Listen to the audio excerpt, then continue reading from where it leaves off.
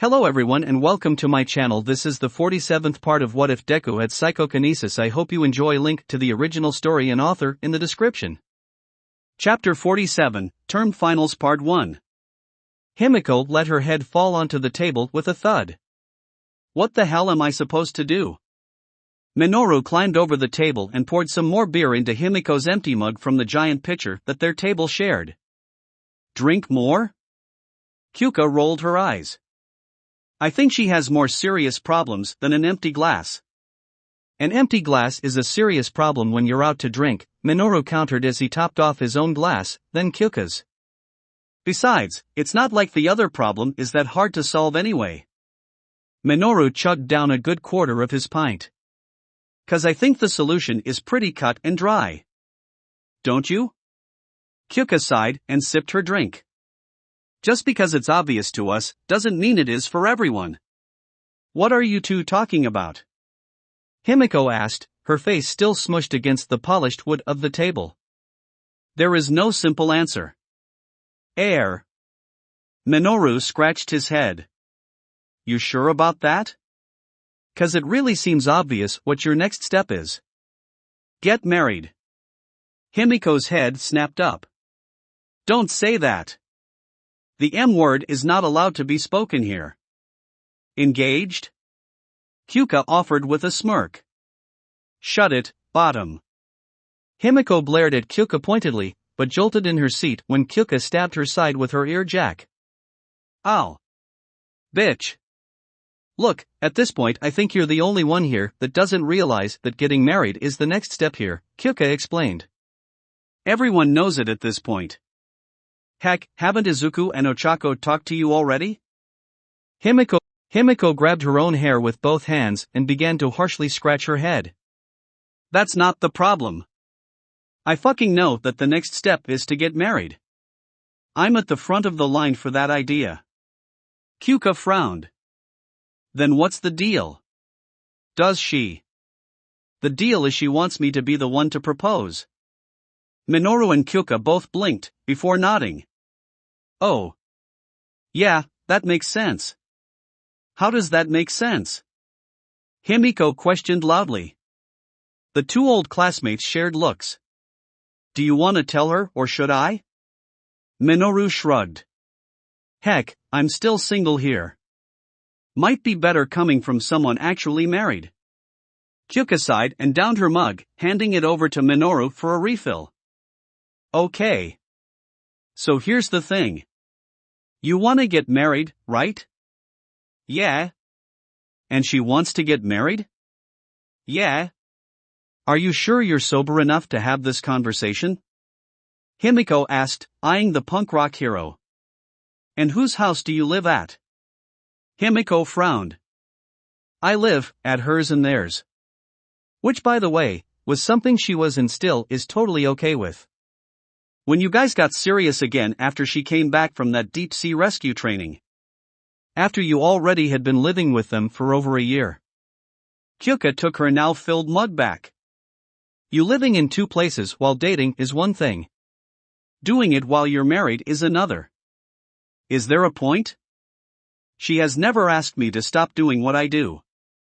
And I bet she won't. But I'm trying to make something a little obvious. She doesn't have you exclusive to herself. You got some weird, adorable but weird connections with Izuku and Ochako. We're family. Yeah, but now she wants you to be her family. She wants you and her together in a whole new way. So? Himiko leaned forward. So she wants to hear that you're committed to her. That despite all your other connections that you're still going to keep, that by you being the one to propose, you're putting her first. I have been. Minoru waved his hand. Yeah. I have. Yeah, a good solid 51%, right. Himiko just glared at Minoru. You gotta hook up later tonight, right? Minoru grinned. Yup, with that babe from CI Academy. The IQ hero herself. We worked a mission together recently and totally hit it off. Who knew she? So you're gonna want to be able to have full use of your dick tonight, right? Minoru blinked. So it's a 60-40 split, right? Moving on, Kyoka stepped in, saving Minoru's bacon. What I'm saying is, she might know all this, but knowing it and hearing the person she loves say it. Say she committed to her. So she'll know that you are ready for this. That's the point. Himiko groaned, putting her face in her hands. Ah. I mean, that makes sense, right? Yeah. Minoru poured out some more beer, while Kyoka rubbed her shoulder. It's scary. I get it. But she deserves it, right? Yeah, Himiko's head hit the table again. Oh god, I'm fucking proposing. Minoru gave a little cheer and lifted his mug up in a toast. And just like that we made more progress with her than Izuku and Ochako have done in, 4 years? How long have you been living with them? She moved in pretty much right after they bought their apartment after graduation, so it'd be 5 years at this point. Kyoka did some quick math, which was a little impressive considering she had had several beer refills already. So yeah, 4 years of having Izuku and Ochako try to get her to finally marry up. The two snickered at that. So I gotta get a ring, Himiko muttered on the table. Is there a one-size-fits-all engagement ring I have to get or? Kyoka looked down at Himiko incredulously. Are you fucking kidding me? You don't know her ring size? After all this time? Minoru shook his head. Wow, you're hopeless. Great, now I have to figure this out, Himiko pouted. Then froze. What now? Kyoka asked, not liking how Himiko looked like she just remembered something really scary. Oh god, this means she's gonna want kids. She's kept saying she was waiting until. Oh god. Is that what the pipsqueak was talking about? Himiko recalled the strange convo she had had with Eri after bailing her out from a school fight. As Himiko had a whole new crisis to think about, Kyoka and Minoru decided they weren't touching that one. A pregnant Himiko, huh? Minoru imagined that, and shuddered. Oh, people are gonna die. Kyoka snickered into her beer. Talk about a versatile quirk, huh? Life finds a way. Team Satu and Aoyama retires due to both members no longer being able to fight. Around the plaza, students looked up in alarm as the principal's voice brought the news of their classmates' defeat. Holy crap, Hitoshi muttered. We're screwed. Wah? I thought their match just started? Mina cried out. Katsuki, alone walking the halls, scoffed. Fucking morons. In the monitor room, Izuku looked up at the screen and shook his head. How'd they get beaten so fast? Ochako was looking at her classmates. Noticing that the arena was a mess of shattered concrete with Cementos kneeling next to the down students, making sure they were all right. What do you think happened, Deku? Izuku watched the screens carefully, taking special care to observe his classmates. Aoyama is holding his stomach pretty tightly and Sata looks pretty out of it. I think Cementos-sensei probably stalled them out. Neither can really use their quirks for very long. That's exactly right. Izuku and Ochako jumped out of their skin as a new voice from behind let them know they weren't alone in the control room. Snapping around, the two found Mei looking at them funny. Wow, you two are jumpy. When did you come in? Izuku asked, pretty sure he never heard the door open. I've been here the whole time? Ochako sighed and rubbed her head. You need to stop hanging around Toga. That's not what she says. Izuku looked at the screens then recalled what the teachers had said at the start. Sometimes running is the best option. It's what Aizawa-sensei told us, remember? Ochako frowned. Yeah. I guess they were serious about it, huh? Slowly the screens began to flicker and then the scene before them changed as the landscape was replaced with one of the entrance exam cities. One of the screens zoomed in on Mashireo and Toru. I guess it's their turn, huh? It took a few minutes, but soon Principal Nizu's voice crackled through the intercom, announcing the start of the next match.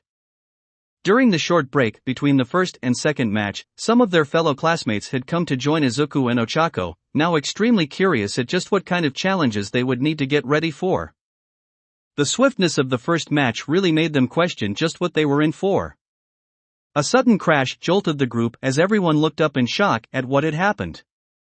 The sound hadn't come through the screens, but the whole building had shook from something. "Hey, look!" Mina exclaimed, pointing at the monitors.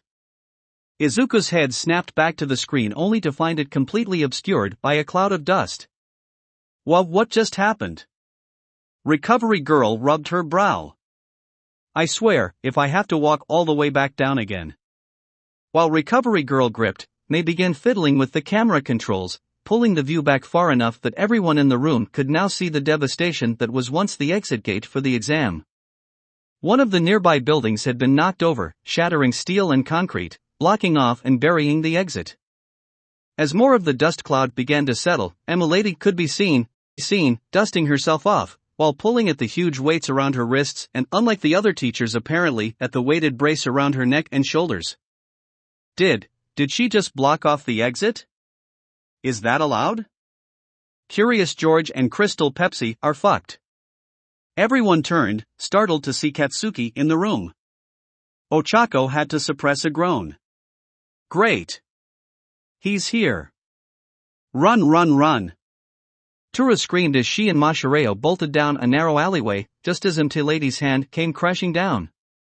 Come back here, you little brats. Lady reached through the alley, clawing at the two as they ran further in between the buildings. Ducking around a corner, the two gasped for breath. What the heck? Turo complained, her gloves waving about in agitation. What are we supposed to do now? Mashireo shook his head. I don't know. We're just lucky that the brace around her shoulders makes it hard for her to turn her head, or she would have spotted us before we could make it here. They could feel the ground shake with every step Lady made. She was circling around them, looking for an opening she could fit through, or reach through. So much for our plan.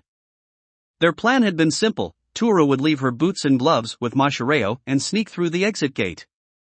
Unfortunately, not only had the gate been utterly destroyed, the two had been so stunned at the sight that Lady had spotted them standing in the middle of the road gawking like they weren't in danger of getting stepped on by the gigantic hero.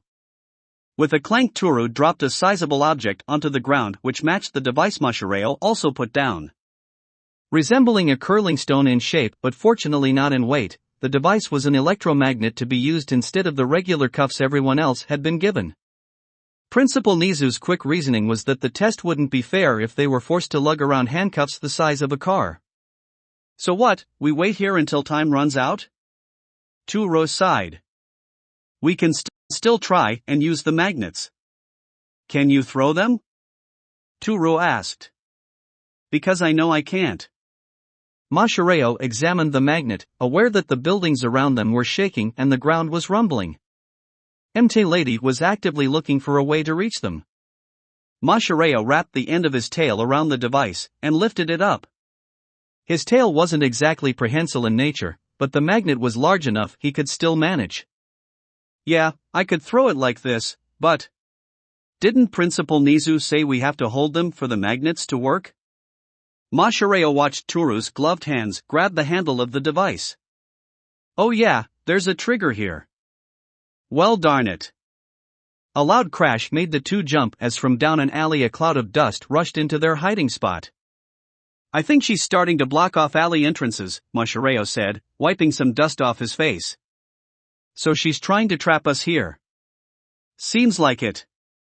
Gloves reached up and started making yanking motions. Mashireo assumed Turu was pulling on her hair. Mid-tug, Turu stopped. Hey, remember when she was chasing us? Is it just me, or was she only trying to grab us? Mashireo thought back. While Lady had used her feet to crush the exit, after that. I think you're right. She was only swiping at us with her hands. And that brace seems really heavy. She's walking around all bowed over. Mashireo could tell Turu was thinking up something. When she punched her fist into her palm, he figured she must have come up with an idea. I got a plan. I've seen you bounce around on your tail, so can you throw a person? I can. Wait, do you want me to throw you? Yes. I'll hold onto the magnets and ride on your tail. If we can come up behind her, she won't see us until it's too late. Chuck me at her arms and I'll attach the magnets to those huge weights she's wearing. It was a crazy, desperate plan, but they were in a pretty desperate situation already and apparently crazy enough to do anything to win. Okay, hop on. It took Masahiro all of 1 second to suddenly realize that he had overlooked a crucial detail of this plan. Turo was naked. I'm about to have a naked girl riding me. Masahiro tried desperately not to think about all the different things he was feeling right then. Turo was now straddling his tail. Arms and legs wrapped around it to steady herself. Meaning she was pressing her whole body against him. Don't think about it. Don't think about it. Turo shifted around.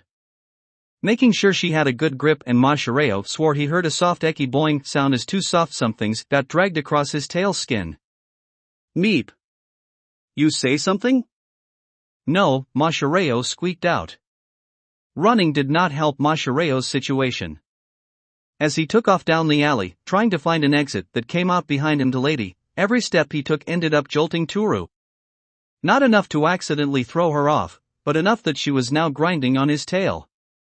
But as bad as it was for him, every other step, he could hear a groan from Turo. Sorry. I guess it's uncomfortable for you. And no. It's okay. Masahiro jumped over some garbage blocking the alley, making Turo really jolt on his tail. It's not that, Turo gulped, bad. After a few more strides, the pair were back out in the streets and Masahiro smiled when he saw that they were behind him. Lady. Hang on tight. Boing. Rushing down the road, Masahiro began circling around empty Lady's back. She was leaning over, arms hanging at her side as she peered down the alley, oblivious to the pair. Hagakure. Masahiro twisted around, his tail swinging with all the force he could muster, flinging Turo off and into the air. Empty Lady blinked at the noise. Starting to stand up so she could begin the arduous process of turning around, only to stop when she heard a pair of twin clangs from her wrist. Team Hagakure and Ojiro have passed. So it's Toga and Sue next, huh? Mina asked while she absently scratched at her mask. Yeah, I think so, Ijuru replied as he paced along the room. Katsuki watched the pair with a sneer. If you two are so fucking nervous about your exam, maybe you should be planning instead of sitting in on other people's. Ochako rolled her eyes. Wow, planning for a match against a super strong opponent. What a concept. Izuku chuckled nervously while Katsuki turned his attention towards her. You got something you want to say to me, round face? Ochako didn't back down. Oh, I got a lot I want to say to you. Izuku quickly stepped between the two, something that got a few sympathetic looks and prayers that did not help him in the slightest, and tried to defuse the situation. Come on. Everyone's nervous about their exam today. Everyone is dealing with it differently. Let's not jump down anyone's throat. Ochako crossed her arms. I know if I were either of you, I'd be coming up with a plan, Deku. Katsuki glared at Izuku before he shot off. Big talk coming from you. Where's the small fry? Shouldn't you be getting ready instead of wasting time here? Ijuru scratched his chin. I thought I saw Mineta rocking himself in a corner when we came over. Ochako sighed while Katsuki turned away. You're fucked. Ochako really wished she didn't almost agree with him. Izuku, desperate to change the mood in the room, pointed up to the screens. Look. Looks like it's almost time for Toga and Ajui's match. They're getting driven into the downpour zone. Oh? Everyone looked up at the screens and had similar reactions to what they were seeing. What the hell? With a grumble, Himiko kicked open the blacked-out door of the little buggy and jumped out. Holy shit, I thought I was going to suffocate in that thing. At the driver's wheel, a tiny green robot chirped a reply. As stated before, in order for you not to gain an advantage while being transported into the tsunami zone, UA staff ordered this vehicle's windows to be blocked. Himiko rolled her eye. Yeah. Midnight must be desperate to try and win. A huge city zone with torrential rain like this, I can vanish in a heartbeat and she'll never find me. Himiko smirked as Tsuyu stepped out of the buggy. This must be the perfect zone for my partner here. Tsuyu got out and looked around. That would be the flood zone, Karo. But this is a close second, I guess. Where are we? Hell if I know. The robot chirped. You are in a warehouse. Himiko blared at the robot. You're not actually going to tell us where we are you? You are in a warehouse. Himiko ran a finger over one of her knife handles. Someone turned your sarcasm setting up too high. Affirmative. Fuck you. Beep, boop. I'm sorry. But I am not authorized to connect service ports with systems that have malware installed. Himiko paused, then repeated back. Did you just say you don't stick your dick in crazy? Affirmative. Before Himiko could turn the robot into scrap, her attention was pulled away when Tsuyu let out a started ribbit. Karo? Tsuyu looked disturbed, and Himiko didn't like that. Her friend was one of the more level-headed people in her circle. Sue? What's up? Walking around the buggy, Himiko saw that Tsuyu was looking down at a puddle under it. It's a puddle? Look at the wheels. The wheels? Why does that, huh? Himiko tilted her head to the side. Is that snow? Faye, it's right. Both Himiko and Tsuyu jumped as Midnight's voice echoed over an intercom and a hologram of Midnight smirked down at the pair. Now that you're here, your time just started. You have 30 minutes.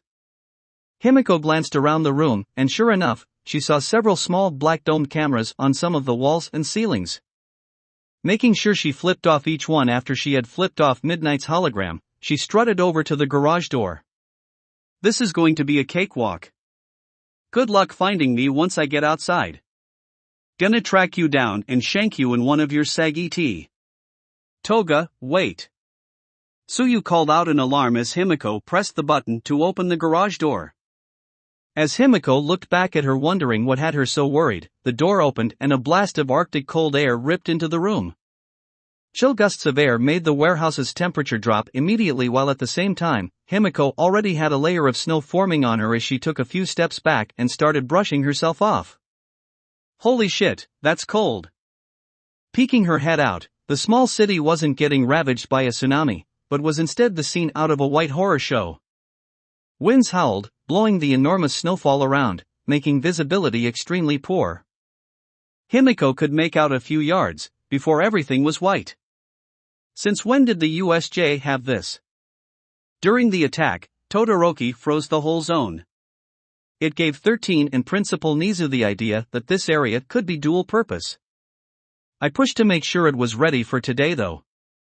Himiko turned to one of the nearest cameras and stuck out her tongue. Why? Because you're a bitch? The chuckle that came through was almost villainous. Toga, you're worried over the wrong things right now. You've gone and completely forgotten about your teammate. My teammate? Wait, where the hell is Tsu? Himiko looked around but suddenly found herself alone in the quickly cooling warehouse. Okay? The warehouse was a huge empty room. Nothing was in it that could be a good hiding spot, except the buggy that had brought them inside. Frowning, Himiko walked over and opened the door. She found Tsuyu, back inside, shivering and whacking the robot in the head. Turn the heater back on. Test has started. All vehicle systems are terminated. Warning. In the event of possible hijacking of either driving unit or vehicle, both are programmed to explode. Hey Tsu, don't make anything explode, please. Begrudgingly, Tsuyu stopped bashing on the robot and sighed. It's really cold. Yeah? Himiko had to admit, she was a little lost. Tsuyu was not acting like herself. Is that a problem? Tsuyu looked away, and that immediately got Himiko's attention. She saw some shame in her friend's eyes. Tsuyu, calm, level-headed, and one of their group's rocks, was actually shaken. If it gets too cold, I hibernate. Wait, like the long sleep thing? That? Yes. To punctuate Tsuyu's answer, a harsh gust from outside blew through the warehouse, making both girls flinch.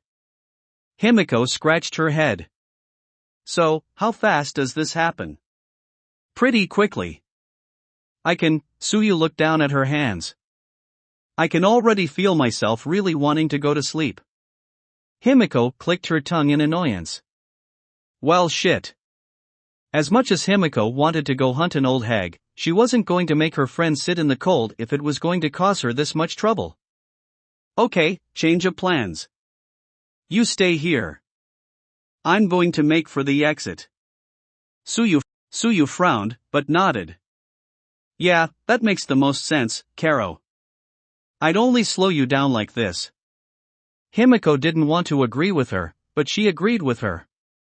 To win, only one of them had to reach the exit, so this was the only thing that made sense. I bet you're thinking that leaving Ajui behind is the best option, aren't you, Toga? Midnight's image flickered back to life as she talked. Her image wasn't standing like before, but walking. A slow lazy pace, but she was moving. Don't want dead weight slowing you down. Himiko ignored her. Okay, Sue, you try and stay warm. I'll be right. A teammate, left behind and unable to move. That sounds like a capture to me. There was a chill in Midnight's voice that cut through everything else. Lose consciousness, and you fail. The fuck? Himiko turned while Tsuyu poked her head out, wincing at the cold. What the hell does that mean? Midnight just shrugged. Exactly what I said. If I capture you, you fail the test. So one of you loses consciousness, that's a capture. You didn't tell us that, Karo, Tsuyu said, not at all happy.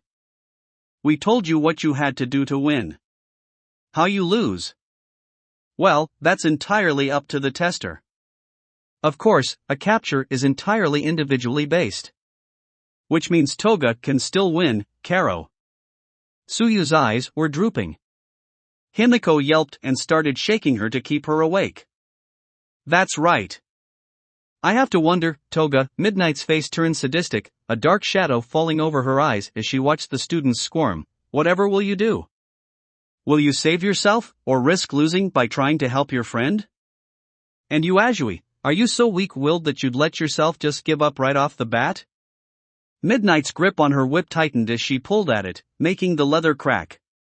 Keep struggling. I can't tell you how much fun this is for me.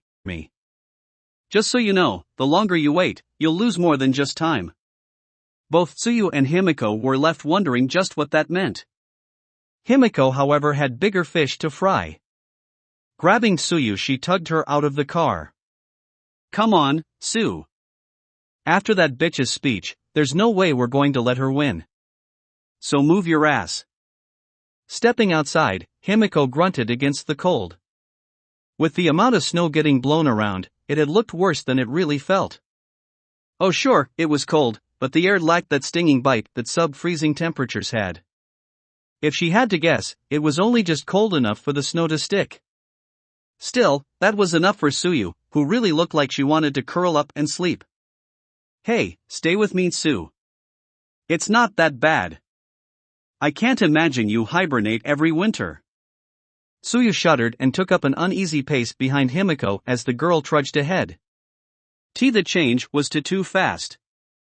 A cold gust hit them and Tsuyu had to hold herself up. I didn't have tea time to get used to it. That made sense to Himiko. A gradual change in temperature was probably way gentler on the poor girl's frog physiology. Regardless, the two pushed on. A slow walk through the whiteout winter flurry that made seeing anything a chore. They had walked no more than a block before Tsuyu voiced her concerns. do you can know where to go? Himiko stopped. She looked around the mock city, or as much of it as she could with all the snow getting blown around. Shit, Himiko had been so focused on getting Tsuyu moving, she hadn't stopped to think about the obvious. Yeah, I have no fucking idea where the exit is. Both looked at each other, before Himiko looked up. Around them were several tall buildings that could give them a half-decent idea of where they needed to go. They would just need to find a way to the roof. Stomping over to one of the closest ones, Himiko tried one of the doors. It was locked. Swearing, Himiko pulled out a knife and was about to try and pry open the door, when Tsuyu launched herself up onto the outer wall. Sue? Himiko watched nervously as Tsuyu scaled the side of the building. Every time the girl shuddered when the cold wind hit her, Himiko was trying to think of several different ways to catch her. But despite everything, Tsuyu kept on climbing, higher and higher until she reached the top. Watching Tsuyu climb, Himiko was suddenly aware she wasn't alone. Midnight's hologram was standing beside her, also watching Tsuyu climb. If she falls and busts her head open, how many millions do you think her family will squeeze out of you fucks? Midnight didn't seem too fazed. Which meant that there were probably more robots around like the one that had driven them into the test area, ready just in case. Then the teacher turned to look over at Himiko with that same sadistic glint in her eye that she had before. How long are you going to keep this act up? Why don't you come ask me yourself? I'll give you an answer then. Himiko really hated how Midnight was looking at her. Come on. This isn't you. You're not someone that likes it when things get difficult. Right. I'm the kind of girl that likes to cut and run. Himiko waved Midnight off. Not really paying attention to her. Since she couldn't stab a hologram, there wasn't much reason to give her the time of day. So you're the kind of girl that sticks it out? That's a joke. Midnight stepped closer. Like you stuck it out with your parents? Or Saito? When things got tough, you made sure to stand by their side? Himiko's hand was a blur, pulling a throwing dagger and chucking it through the hologram's head. The dagger passed through, not even disrupting the projection. Himiko clicked her tongue in annoyance as she stopped over to grab the dagger out of the snow. Bitch. You're lucky you're not here. Oh? Did I strike a nerve? But I guess it's not fair to bring up what you did as a little girl. I'm sure when you got older, you grew out of abandoning people. I could always get a visiting pass and ask Stain. One of you dear loves, I'm sure you'd stay by his side through thick or thin. Oh wait. No, you dumped him the moment someone better came along. Didn't you? Himiko turned, dagger in hand, and glared at the hologram. Okay. Is there a point to all this? Because the more you talk, the more you make me want to stab you in your sleep. And I know where you live, so don't think I couldn't. You're a creature of habit, Toga. The moment you see greener pastures, you bolt. Sooner or later, Midoriya and Uraraka are going to feel that sting. Just like Azui is going to. Don't you think it's cruel, making her work like this? Leading her on and making her suffer in this cold when we both know the moment she points the way to the exit, you'll just... Midnight stopped and Himiko reached up and pulled her eye patch off. The right pale yellow iris was a stark contrast to the sharp golden yellow of her left eye. Do you want to keep wasting my time with your bullshit? Or have I proved my point? The sadistic unhinged look on Midnight's face vanished, replaced with a remorseful frown. I get it. All part of the test. You know my buttons. Fine. I said I was taking Tsu with me. One way or another, I'm staying. So fuck off. The hologram flickered, then vanished. Leaving Himiko to go back to keeping an eye on Tsuyu as she made it to the building's roof. Perched on the roof's ledge, Tsuyu peered out through the snowstorm. It was impossible to see the dome that covered the small city, but as she scanned the horizon, her eyes were drawn to an orange light. No other place around the city had that color. It reminded Tsuyu of orange hazard lights, clearly made to get someone's attention. With her teeth chattering, Tsuyu began her descent. The climb down almost ended too soon as her grip began to slip, but Tsuyu's desire not to fall on her head helped make sure she stayed stuck to the side, at least until she was only a few feet off the ground so that she could fall safely into Himiko's waiting arms. Himiko pulled her close and began to rub her arms and sides, trying to coax some warmth into her. Tsuyu pointed down the street. I saw some orange lights. That way. Orange lights, huh? And nothing else is lit you up, Lee? Tsuyu froze. Not because of the cold, but because Himiko had pulled off her coat and was putting it on her instead. Here. Not exactly the thickest thing in the world, but it's another layer. Tsuyu looked back at Himiko, who was smiling at her. Then she noticed something. Your eye patch? Himiko blinked, then chuckled. Oh yeah. Midnight was trying to get in my head. Kinda proved her wrong. Himiko pulled the patch back with a smirk. So let's get go, Himiko's smile fell and her gaze was pulled away from Tsuyu to further down the road. Tsuyu turned to see what had her friend so worried. Creeping out of the alleys, stark against the white snow, was a cloud of pink mist.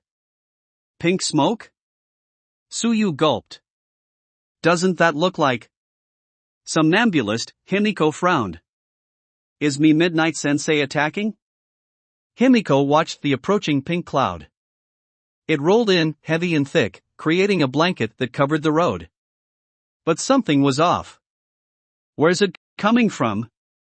Himiko looked from one alley to another, from across the street. She can make a lot of that stuff, but this is way too much. And it looks like it's coming from multiple sources. The longer you wait, you'll lose more than just time, Tsuyu repeated, recalling Midnight's cryptic warning. This must be what she meant. She's just cutting off the way we came. But I bet that won't be the only thing she does. Himiko pulled Tsuyu along with her, down the road in the direction she had pointed. She's a pain in the ass, but she's fucking clever. I bet most of that is just pink-colored smoke, but she could be walking around in it to keep herself hidden. And if she decides to put that shit in front of us? If it's smoke, we're fine. If it's not. Himiko grabbed her sucking mask. This thing has air filters since I have to breathe while I'm wearing it. You can hold your breath for a long time, right? I've seen you when you do the water rescue stuff here. Tsuyu glanced back at the slowly building cloud of pink smoke. I can breathe in water through my skin. Holy shit, that's kinda cool. So how long can you hold your breath? Tsuyu shuddered and pulled the coat tight around her. The cold made her suck in a breath instinctually. It also gave both of them an answer on what they were going to do with the pink smoke. Assume it was the real somnambulist and stay the fuck out of it. Clutching her arms tightly around herself, Tsuyu tried to bury herself in the coat that Himiko had put on her. While the reality was that it offered little in protection against the cold, the thought of the act did warm Tsuyu up a little, at least in helping to try and think of anything else besides the cold, which was all she could do as she and Himiko trudged along. Pushing against the wind while around them, a pink mist began to fill the streets and cut off potential pathways for them. Don't think about the cold. Don't think about the cold, Tsuyu repeated over and over in her head. Think about making it to the exit. Think about spending summer with your friends camping. Tsuyu's foot sank into a deep patch of snow, making her shudder.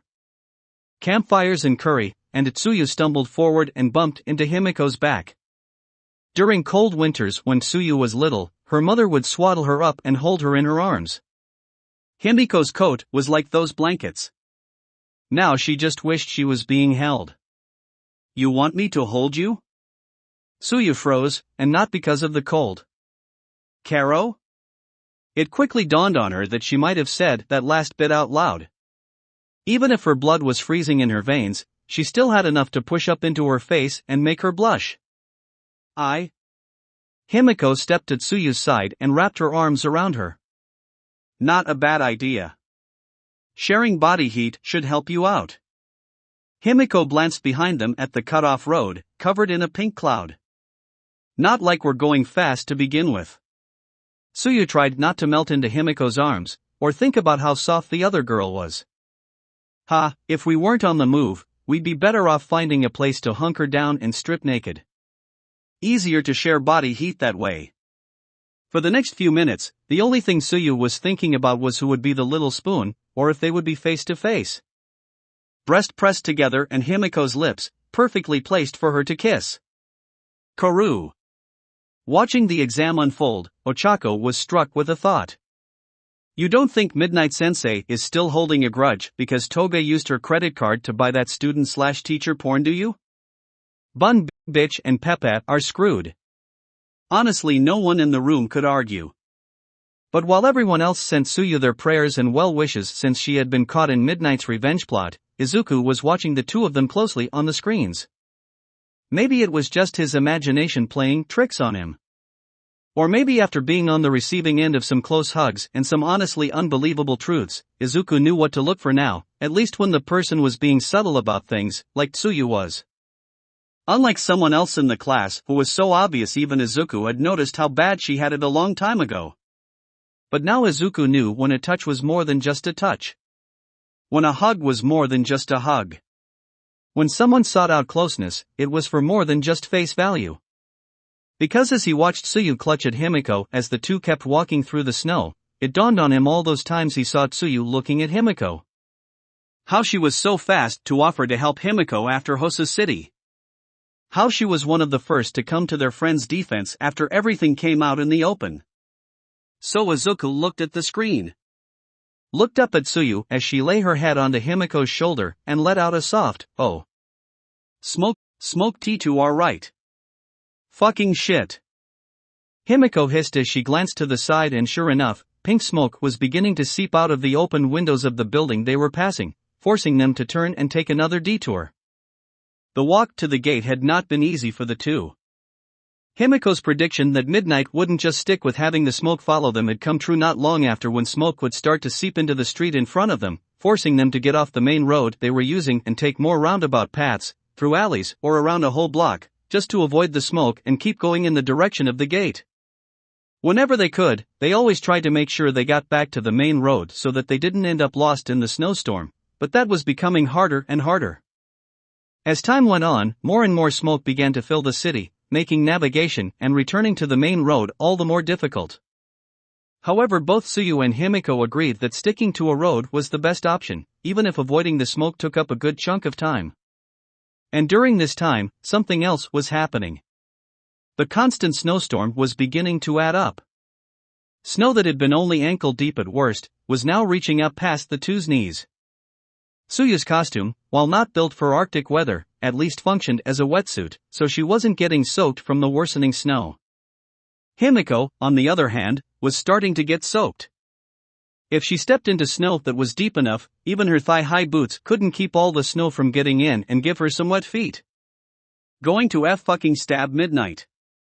I'll hold her for you. Both girls, now pushed by their mutual desire for revenge against their teacher, pushed forward. But it wasn't hard to not notice that their already slow pace was slowing down.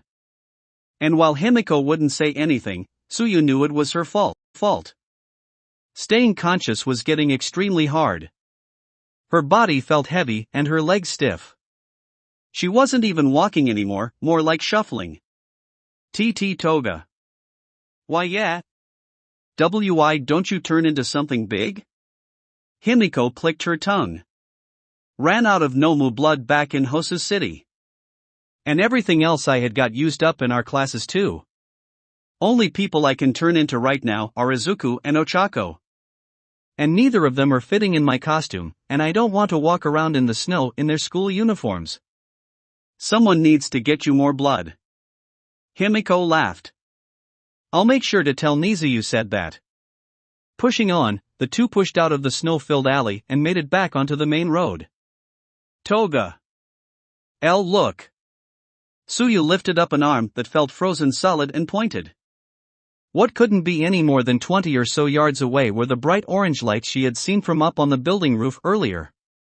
And now that they were closer, both could see the lights surrounding a huge open gate, with a caricature of Principal Nizu. Smiling. Himiko hated that smile right now. Ha ha ha. Take that Midnight, you fucking bitch. You see that, Tsu? We're going to make it. We're. Midnight's hologram suddenly flickered to life in front of them, smiling like a deranged sex fiend. She held up a small remote, and just before she pressed the button she spoke 3 words that sent shivers down the pair's spines. 1 minute left. Then she pressed the button and all hell broke loose. The hologram flickered away, just as pink smoke began pouring out of the buildings, streets and alleys all around them, threatening to engulf them if they couldn't make it to the gate. Fucking bitch. Himiko and Tsuyu didn't have time to complain or worry about anything else. Gripping onto each other, they did the only thing they could. They powered on, as fast as they could. But Tsuyu felt her legs start to give out from underneath her at the quickened pace. She could feel her body starting to go into hibernation.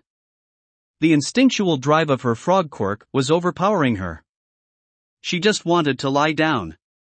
Everything was already starting to get dark, so it would be so easy to just lie down and... Come on, Tsu. Himiko's voice sounded so far away, but it still reached her. 1 foot in front of the other. We're almost there. The pink smoke was practically on top of them, the path to the gate getting narrower and narrower by the second. The walls were closing in, threatening to crush them. And yet Himiko was still there, pulling her along. Himiko could easily make it to the gate if she left Tsuyu behind. But she didn't. She was sticking this out to the end. She had done her part, staying with Tsuyu and pushing her when things were at their worst. The least Tsuyu could do was finish the damn test. Left, right. Left, right.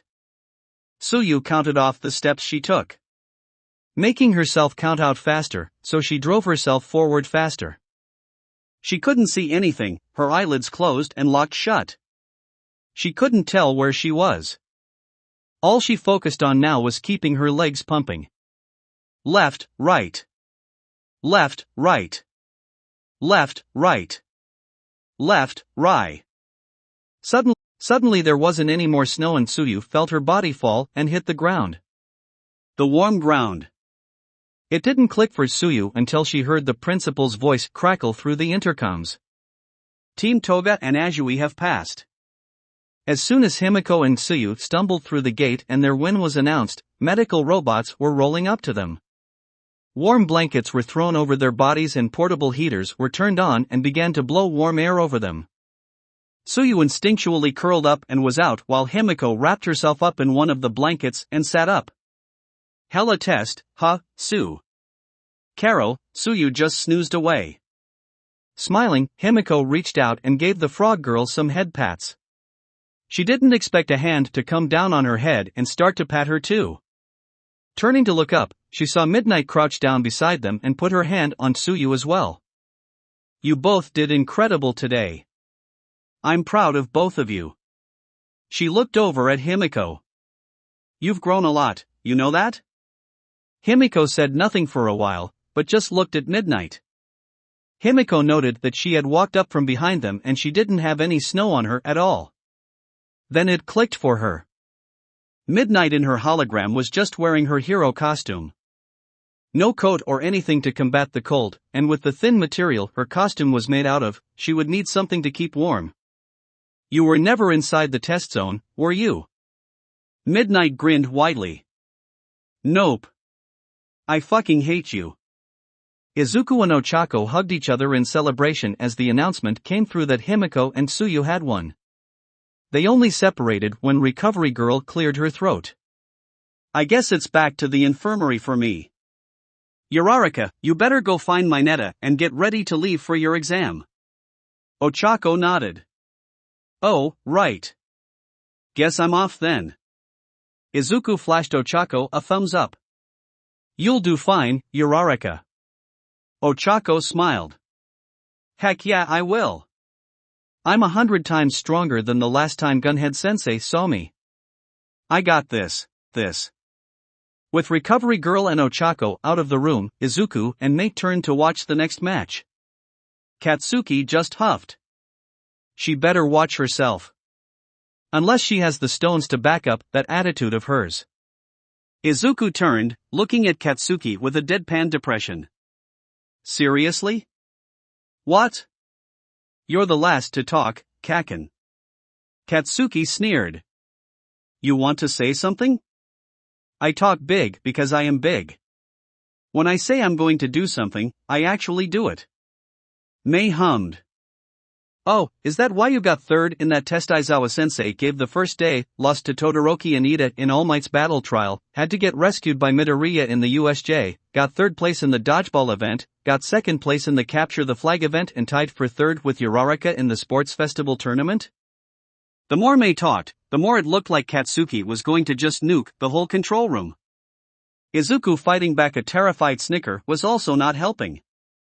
Finally Katsuki's hands slammed against the wall, leaving twin scorch marks. You wanna fucking die, inventor chick? Kaken, no. I'll fuck her up here and now. Don't give a shit if she's from the Department of Support or a chick. No one talks to me like that. Mei just tilted her head to the side, not at all fazed at the immediate danger she was in. I get the feeling that making babies with you would be loud, messy, and I wouldn't get much of a bang out of it. The fuck did you just say? Mei just turned right back to the screens to watch the next match. Oi! Don't you ignore me. Look out. My engines just stalled.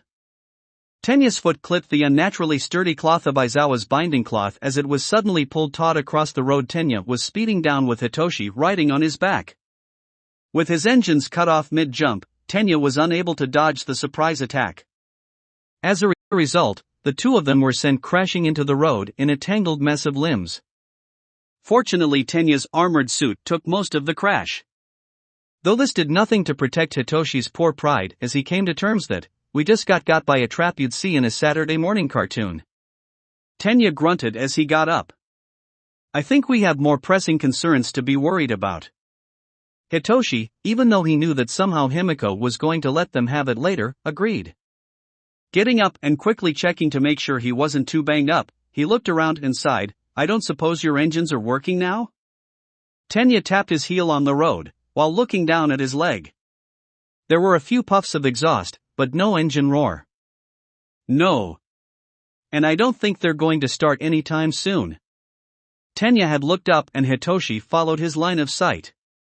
Ah crap. Aizawa, pulling his binding cloth back around his neck, was strolling up to the two. So much for our plan. Said plan had been simple. Hitoshi rides on Tenya's back, and they make like a bat out of hell towards the exit gate. The suburban training ground had plenty of open roads for Tenya to run down. Plus, the zone was huge, so avoiding Aizawa should have been simple. Turns out it wasn't. Aizawa looked at the two, but kept his gaze firmly on Tenya. With his goggles over his eyes, it was impossible to tell when he blinked. A simple plan. Logical, but poorly executed. With your speed you could have taken a more unpredictable route and still have made it to the exit with time to spare. Both boys glanced at each other, then began to move apart, making it so they both wouldn't be in their teacher's line of sight at the same time. So you're saying if we had done that, you still wouldn't have been lying in wait for us? Hitoshi asked. Aizawa didn't reply. Something that both he and Tenya noticed right away. So since he's keeping Ida locked down, he's left himself vulnerable to my quirk. At the same time, Tenya also realized that, if Aizawa had to keep his eyes on him, then Hitoshi could escape. The two looked at each other and came to an unspoken agreement.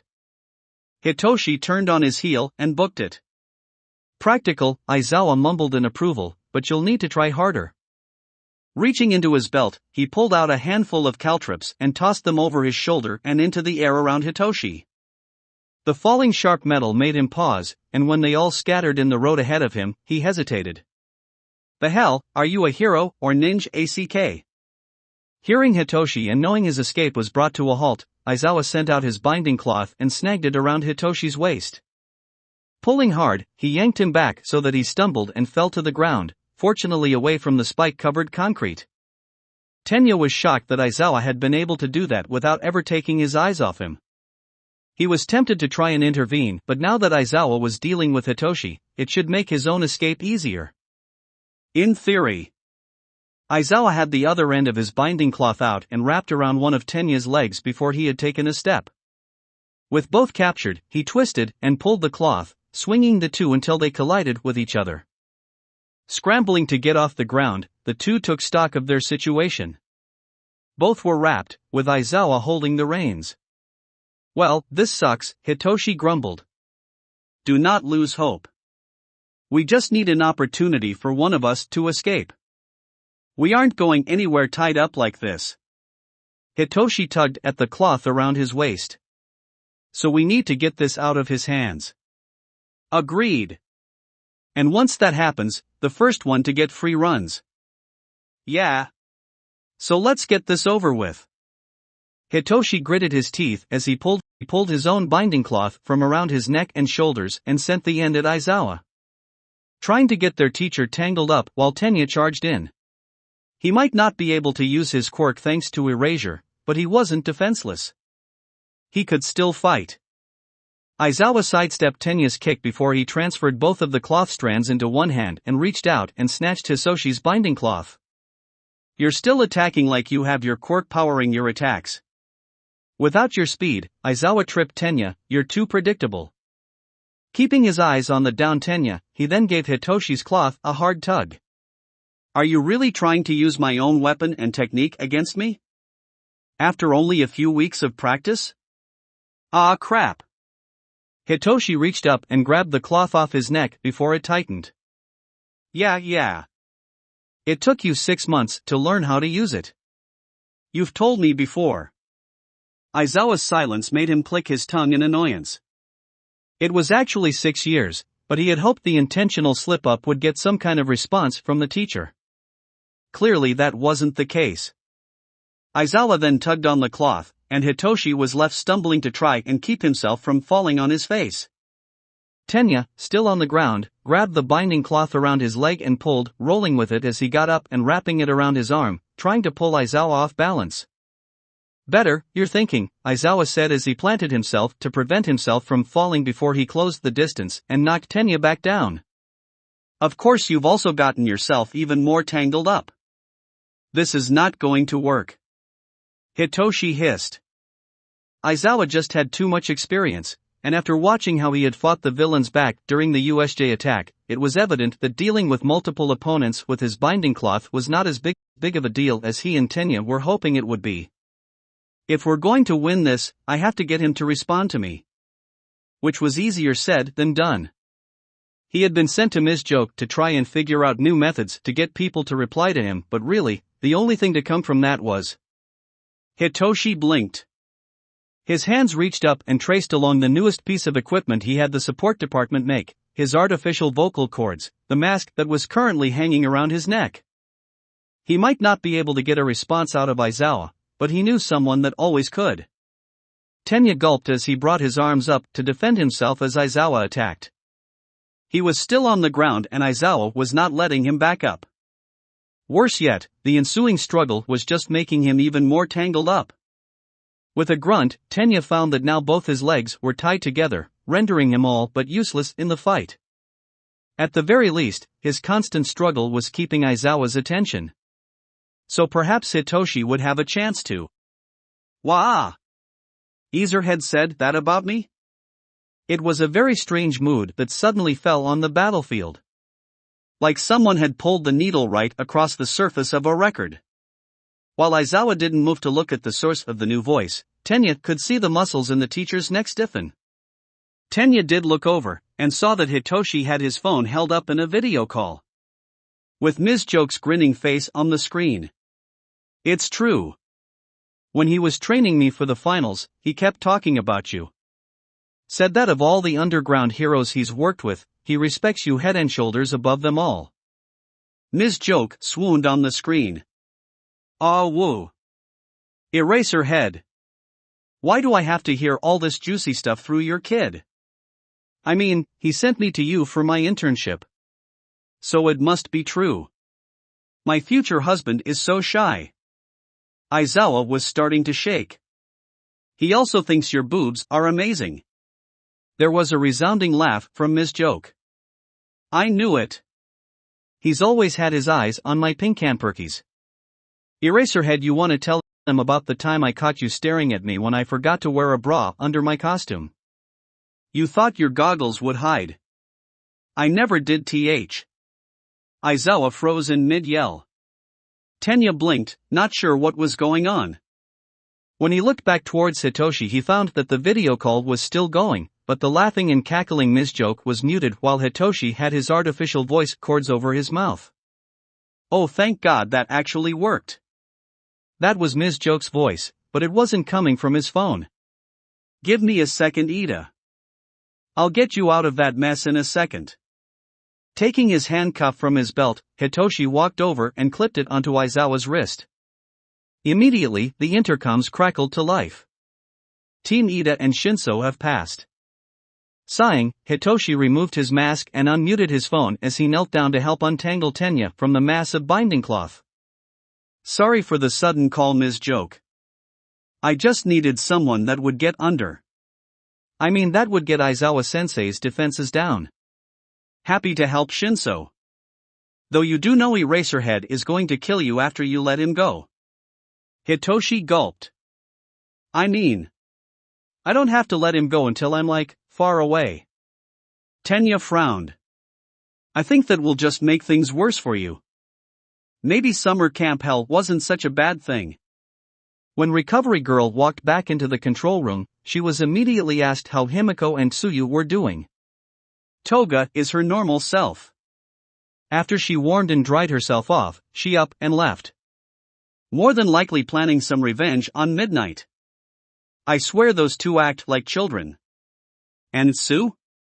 Izuku asked. She's awake and bundled up down in the infirmary. I want to keep her down there for a little while before letting her go. Just to make sure her body temp is stabilized. But I'm not too concerned about it. Frogs are very resilient against the cold, and so is Azui. I'm just making sure she doesn't fall asleep walking down the hall later and bump her head falling down. Can she take visitors? Recovery Girl nodded. Oh sure. I'm just being cautious. Izuku smiled and started for the door. Katsuki frowned. Oi, you're not going to watch the rest of the match? Izuku shook his head. I want to talk to Tsu about something. And I think I can see how Shinso and Ida are going to do. I really wanted to watch to see everyone's quirks. And since they can't really use theirs, Izuku shrugged, not much for me to see. Walking out of the control room, Izuku sighed and gulped nervously. He wasn't really sure what he was doing, but felt he needed to talk to Tsuyu. Since he had some experience with her problematic crush. Midoriya? Tsuyu tilted her head to the side as Izuku stepped into the room. I wasn't expecting to see you, Karo. I'm sure Recovery Girl told you I was fine. She did. I just wanted to talk to you. Tsuyu tapped her chin. Oh. I watched your exam. From the control room. Oh, come to give me some advice? Kinda, yeah. Oh man, this is awkward. Sorta. I think you and Toga were excellent in your exam.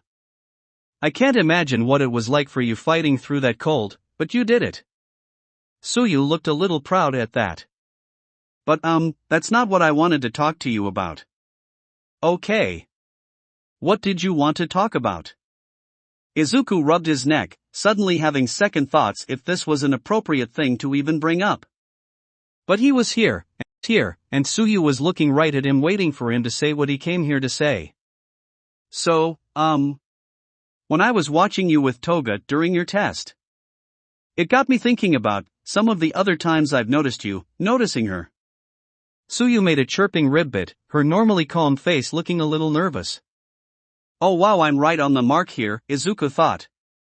And, see, Toga likes to act like she's protecting me, because I'm kinda a dunce when it comes to certain things, but I want to look out for her too, so, Izuku was starting to have second thoughts about this, but he was too deep in. Sue. Do you, like her? I mean, like her? If she kicks me, I totally deserve it. Tsuyu, red-faced and looking like she wanted to sink into the nurse bed she was warming up in, took a few seconds to reply. Why are you asking, Karo? Good question, Izuku thought. I guess, because Toga is special and, if someone is noticing her, I want to make sure, it's all good. Maybe for the first time, Izuku felt the ghost of hostility from Tsuyu. Izuku held up his hands. It's not me not trusting you. I think you'd both make a cute couple. Izuku wondered if that was the best thing to say.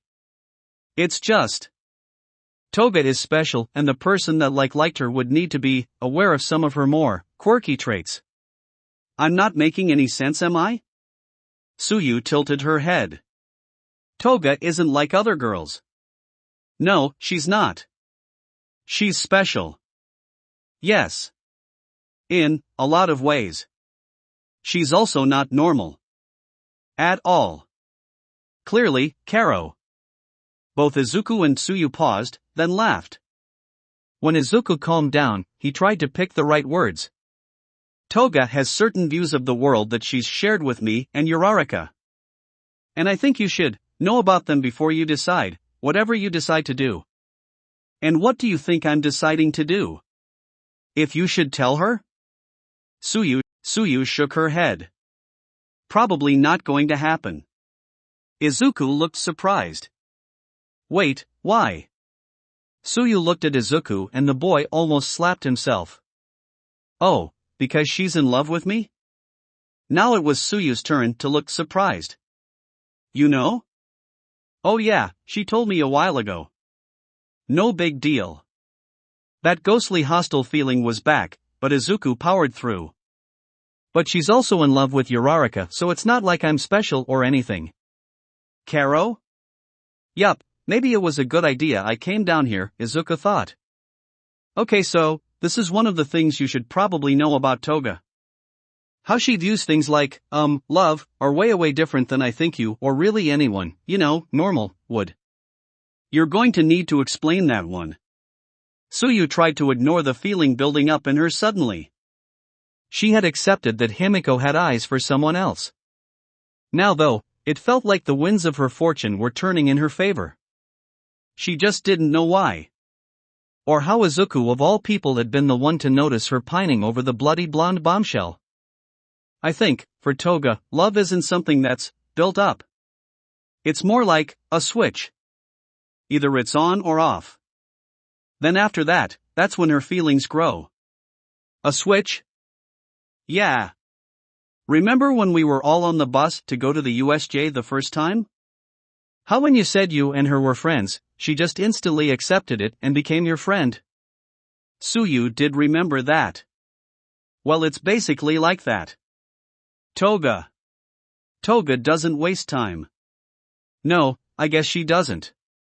Izuku rubbed his hands together nervously. I'm not telling you what to do.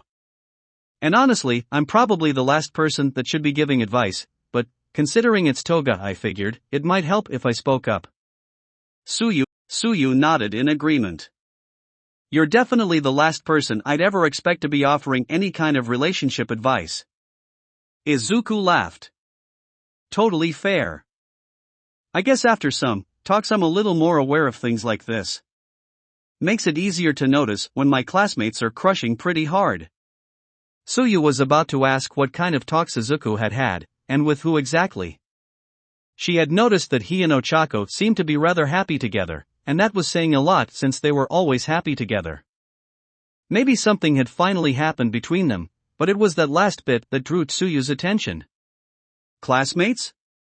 She emphasized the plural. Izuku laughed nervously but didn't say anything. Tsuyu eyed Izuku suspiciously before warning, make sure Ishido never hears that you know this kind of stuff. Right now, you are her main gossip topic. If she realizes you're hoarding this, she might just melt you. Well, I'm not one to talk about my friends' personal lives, so you got nothing to worry about from me on that end. Though, Izuku sighed after he tried to reassure Tsuyu he wouldn't go blabbing about her crush. I'm the main gossip, huh, fun. Tsuyu pivoted, there's a running bet too. Izuku's head snapped up. There is? Does Uraraka know? That confirms some things for Tsuyu. Ashido hasn't been thrown into space, so I don't think so. Tsuyu paused while Izuku chuckled. So you think I should just tell Toga? Izuku nodded. Yeah. She's not a fan of people hiding stuff. Izuku paused as both he and Tsuyu were washed away by the hypocrisy of that. She's complicated, both Izuku and Tsuyu said at the same time. Followed by some more laughs. After his talk with Tsuyu, Izuku only just made it a few steps in the hallway before the intercoms crackled to life. Team Ida and Shinso have passed. Izuku looked up in surprise before he let out a cheer and a sigh of relief. All right. I knew they'd pull it off.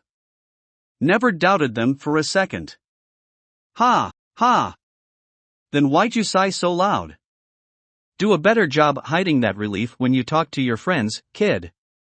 Izuku almost leapt out of his skin and whirled around, shocked at who he saw walking up behind him. Miruko? Gran Torino? What are you both doing here? Gran Torino smirked. Apparently, I'm not allowed to retire in peace. School called me up to test some young kids. It's disgraceful. Got roped into these tests your school is giving. Got to give some third years a proper beating so they don't go into the world thinking they're hot shit, Miruko explained with a wave of her hand. Oh, Izuku nodded, but, third year tests aren't until the next day I think. So why? Has the runts exam started yet? Miruko cut in. Oh, Uraraka? Hers should be starting in a few minutes. It was after the one that just finished. You're here to watch her? Need to make sure she doesn't embarrass me by stinking up the damn thing. She won't. Izuku responded quickly. She's going to do great. Miruko smirked. Well then, looks like both of you got the same button. Good to know. Forget it. Show me where the damned control room is, Miruko pushed Izuku on, trying not to show how much she was looking forward to Ochako's exam. As they walked, Izuku looked over at Gran Torino. Are you here to see me, sir? I used to teach here, you know. Maybe I'm just interested in how the kids are here after so long, Gran Torino joked. Doesn't all have to be about you? Izuku laughed awkwardly, but Gran Torino smirked. Someone has to make sure All Might doesn't go easy on you. Well, I'm dead. The dread on Izuku's face made the two heroes laugh. Izuku, not wanting to think about his match right now, tried to change the subject. So who were the unlucky students that got you for their exam? A strange look passed over Gran Torino's face before he answered, Tagata. Izuku had a feeling it wasn't UA initially that asked Gran Torino to come in to help with the exams, and instead, Sir Night-Eye might have been pulling some strings and calling in some favors. You'll be fair, right? Gran Torino huffed. Of course. Hurrying into the control room, Izuku's head immediately snapped to the screen. It hasn't started, right? Himiko, from her chair which clearly hadn't come from the room, laughed. Ha! Easy money. Katsuki scowled. I didn't fucking take the damned bet. And before you fucking ask again, no, the match hasn't started. Katsuki's scowl turned into a raised eyebrow as Miruko and Gran Torino followed in after Izuku, who took the extra chair Himiko kicked over for him to sit in so they could both watch the match. Himiko ignored the question of where she had found these. Who the fuck are these guys? Izuku didn't bother to turn away from the screen, too excited at getting to see Ochako in action. They're heroes who volunteered to help with the third-year exams. That's Miruko and Gran Torino. Katsuki scoffed. So the thirds got some no-ranked extras, huh? Sucks for them. Miruko smirked dangerously. You got a mouth on you, huh? You got a problem with that, bunny suit? Katsuki snarled. Miruko laughed. Ha, the runt had you pegged. You really are a loud bitch, huh? Cracks and pops sparked in Katsuki's palms as he stepped up to Miruko, getting into her face. Who do you think you're talking to? And who the fuck is talking about me? Who the fuck is runt? Miruko smiled a feral grin as she slammed her forehead against Katsuki, who pressed back with just as much intensity. All bark and no bite. Just like any cherry boy that puffs out before things can get really good. Miruko pressed her head down into Katsuki, making him bow back. It's a shame UA made you and the runt share that pedestal. Watching you two beat the shit out of each other would have been something to see. Katsuki growled. Fucking round face? You're the bitch she trained under during that shit show in Hosa City. Recovery girl loudly tapped her cane into the ground. If you two don't behave, I'm kicking you both out of here. Mei looked between the two. Wouldn't that mean they'll just fight outside? Then we won't get to see the bloodbath. Izuku sighed. You're a horrible influence on her, Toga. I know. Katsuki glared as Miruko walked away, before giving Mei a warning look, which the girl saw and ignored. My oh my, there are some feisty ones here, Gran Torino said with a goofy grin. Kids these days sure don't respect their elders like they used to. Katsuki glanced down at the short little old man. And who the hell are you? Who am I? Who am I? Who am I again? Gran Torino ignored a pair of groans from those seated. Katsuki's eyes started to twitch. What the hell? Who the hell let this lost old fart in? Katsuki leaned down to get on eye level. Do you even know where you are? I'm in a room. Gran Torino answered happily. Next to a very loud cherry. Izuku bit back a cackle. Oi! I'm not afraid to throw down with an old geezer like you. Gran Torino's knees shook. So scary. If you're our future, we might just want to hand the keys over to the villains. They aren't as rude. But at least you speak up, so I can hear you just fine. The fuck did you say? Gran Torino rubbed his ear. What was that? Izuku was starting to fail at holding back his laughter. Something that Katsuki noticed. Okay. Either you drop the act, or I'm blasting you here and now. Act? What's an AC? Boom. Katsuki's hand shot out and exploded the spot Gran Torino had been. Only for the small yellow man to leap over Katsuki, kick off his head and then land on the floor behind him. What did I just say? Kaken? Holy shit, that was awesome. Not helping, Toga. And?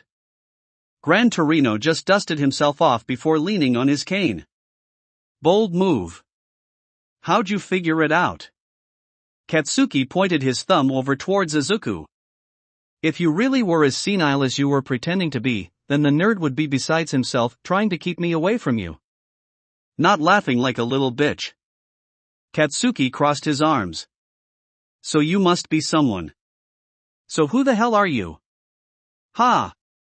So you do got some brains in there. Gran Torino smirked. I happen to be an old teacher. And that's supposed to mean something to me? Gran Torino pointed his cane at Katsuki. That giant pillar you and the rest of the world like to praise every chance you get. Who do you think taught him everything he knows? Shimura, Izuku answered offhandedly, making Gran Torino laugh. Katsuki blinked, then stared at the old man as he walked over and pushed Izuku out of his chair to take it himself. Izuku noticed Katsuki's look. Gran Torino taught at UA when All Might was a student here. All Might took me to come see Gran Torino during my internship. And who the hell is Shimura? Another teacher, Gran Torino answered. And a good friend that died a long time ago. Are you crazy? Minoru screamed as he dashed around Ochako, waving his arms around trying to attract the girl's attention. What do you mean we're just going to take the main road to the exit? Minoru motioned to all the alleys and back roads they passed in the entrance exam mock city. Gunhead can't fly or anything. So if we're careful we could make it to the exit before ever running into him. Let's work smarter, not harder. Ochako huffed. You're more than welcome to run off by yourself. Minoru frowned and looked at the alleys he was pointing at. Are you nuts? If we split up I'm the first one that's gonna get got. The sex stud is always the first to die. What? Ochako just shook her head. Look. Stop worrying about the exit anyway. We aren't using it. This road just makes it easier for us to be spotted. What? We're going to win by capturing Gunhead Sensei. How? I'm going to fight him and win. Are you sure you aren't Toga in disguise, because this is stupid? Oh screw it, Toga would be smarter than this. This plan is pure Bakugou. Ochako growled, want to repeat that? No, I take it back. This is a thing Midoriya would do, and that you'd be trying to stop him from doing. Minoru said definitely. Ochako glared down at him, but the small boy didn't back down. What happened? Did you let him hold onto your guy's brain cell for the exams? Ochako scoffed and turned away. If we as heroes don't go into a situation thinking we can win, then we're putting ourselves at an immediate disadvantage. Are you sure you're not overcompensating here? It's like you're trying to show off. Hold on, are you trying to show off? Ochako kept going with Minoru frowning up at her. That's it. That's what's going on. You're trying to show off for your old teacher. Ochako frowned but decided against replying. This was a unique chance to show Gunhead just how far she'd come since she had last seen him, but there was more to it than just that. She had been working herself hard these past weeks because she couldn't afford to let herself fall behind. She had responsibilities. Closing her eyes, she was back at the ravine she saw when she was in Hosa City Hospital. The gap between herself and Izuku. A gap she not only had to work to cross, but also work to make sure it didn't widen into something insurmountable. If she was going to stand by Izuku's side, she could not fall behind. This exam was a bigger challenge than anyone had been expecting, but that just meant she had to tackle it head on all the harder. Hey! Isn't that the exit right there? That pulled Ochako from her thoughts. Looking up, Ochako could see the exit gate clearly. They had been making good time down the road, and now the gate was in view, still several blocks away, but they could see it. Which was weird. They should have been attacked by now. Huh? This is too easy? Minoru savagely turned around to look up at Ochako. Why? Why would you say that? Hello, Uraraka. From one of the buildings, Gunhead emerged, walking into the street casually. Oh, hello Gunhead Sensei, Ochako said with a smile. Why are you so calm? If Minoru had hair to pull out, instead of balls, he'd be pulling it out right about now. Ignoring him, Ochako watched Gunhead stroll out into the middle of the road, putting himself right in the way of the exit gate. So you were waiting for us? I had a feeling that you'd take a straight shot for the exit. No reason to waste my energy moving around chasing after you when there was only one place you needed to get to. Gunhead motioned to the weights around his wrists and ankles. You'd be surprised just how much a little extra weight on your body can wear you out. Minoru peeked out from behind Ochako. But we could have taken any road or back way to get to the exit. How'd you know we'd take this one? Gunhead nodded sagely. True. If you had tried to be smart or clever, you could have circled around me and I'd never be able to find you. But, Gunhead looked right at Ochako, teachers imprint themselves on their students. Teaching them not just their skills but their methods. And Miruko isn't the kind of woman to do anything but take the direct path. Regardless of the risks. Ochako just smirked. Seeing that, Gunhead took up a fighting stance. I think we've wasted enough of your time, Uraraka. It's obvious you wanted this match. So, Gunhead waved his hand, urging Ochako to make the first move. What are you waiting for? Gunhead had to give Ochako credit. She didn't hesitate to make the first move. Ochako closed the distance instantly. A flurry of swipes and elbows drove Gunhead backward, though he easily deflected them all the while he casually walked backwards. When Ochako reared back and threw her right palm out, Gunhead blocked it with an arm, and was sent backwards a few steps, started by the weight behind the attack. The back of his shoes ran up against one of the several cars parked along the road. Seeing that he could go back anymore, Ochako charged. Leaping forward, she again closed the distance and tried to drive her knee into her teacher. Gunhead sidestepped and winced when Ochako knee crumpled the side of the car. "You've definitely gotten stronger, Uraraka." Ochako smirked as she pulled her knee out of the crumpled metal of the car door. "I don't think you'd have been able to carry those bracers around your wrists." "I'm flattered, of course, but how much do those weigh?" Ochako lifts her arm up, then brought the bracer down on the fender of the car, denting it so deeply that the inside was now pressed against the wheel. "That much. That much is a lot." Ochako smirked before she grabbed the car's fender, all 5 fingers pushing into the dented metal. The car's shock absorbers groaned in release as suddenly all its gravity was removed, and Ochako picked it up and chucked it at Gunhead. The hero dodged to the side, right where Ochako charged in again, a blur of motion. Knees, elbows, kicks and punches. She threw them all at Gunhead in quick and fierce combinations. Gunhead never went on the attack, but at no point did Ochako land a solid hit. She was either deflected away, blocked, or in the case when her hands got close, Gunhead was always out of reach. He was not going to let Ochako float him. Stronger. Gunhead sidestepped a kick that took off a side mirror of a car. Faster. Turning Ochako's momentum around, he sent her stumbling past him as she attacked again. Cleverer. He brought up his own bracers as Ochako twisted around, and a series of pops echoed in the empty test city as Ochako fired several rubber bullets at Gunhead to keep him from closing in on her while she got her balance back, growling as she pivoted to get back on the attack. Swinging both of her arms inward, she tried to smash the hero between the 2 bracers. Only for him to catch both. "I can see why you've gotten confident." Gunhead then yanked Ochako's arms, crisscrossing them as he kept a firm grip of those pink copies of his own arms. But, twisting his body, he pulled Ochako up off the ground and over his head. Twisting around again, he arced her over his head, then slammed her down into the hood of a parked car, crumpling the sheet metal and sending glass flying from the lights and windshield like a shower of glittering rain. "Don't let confidence become arrogance, Uraraka. Come on, Uraraka.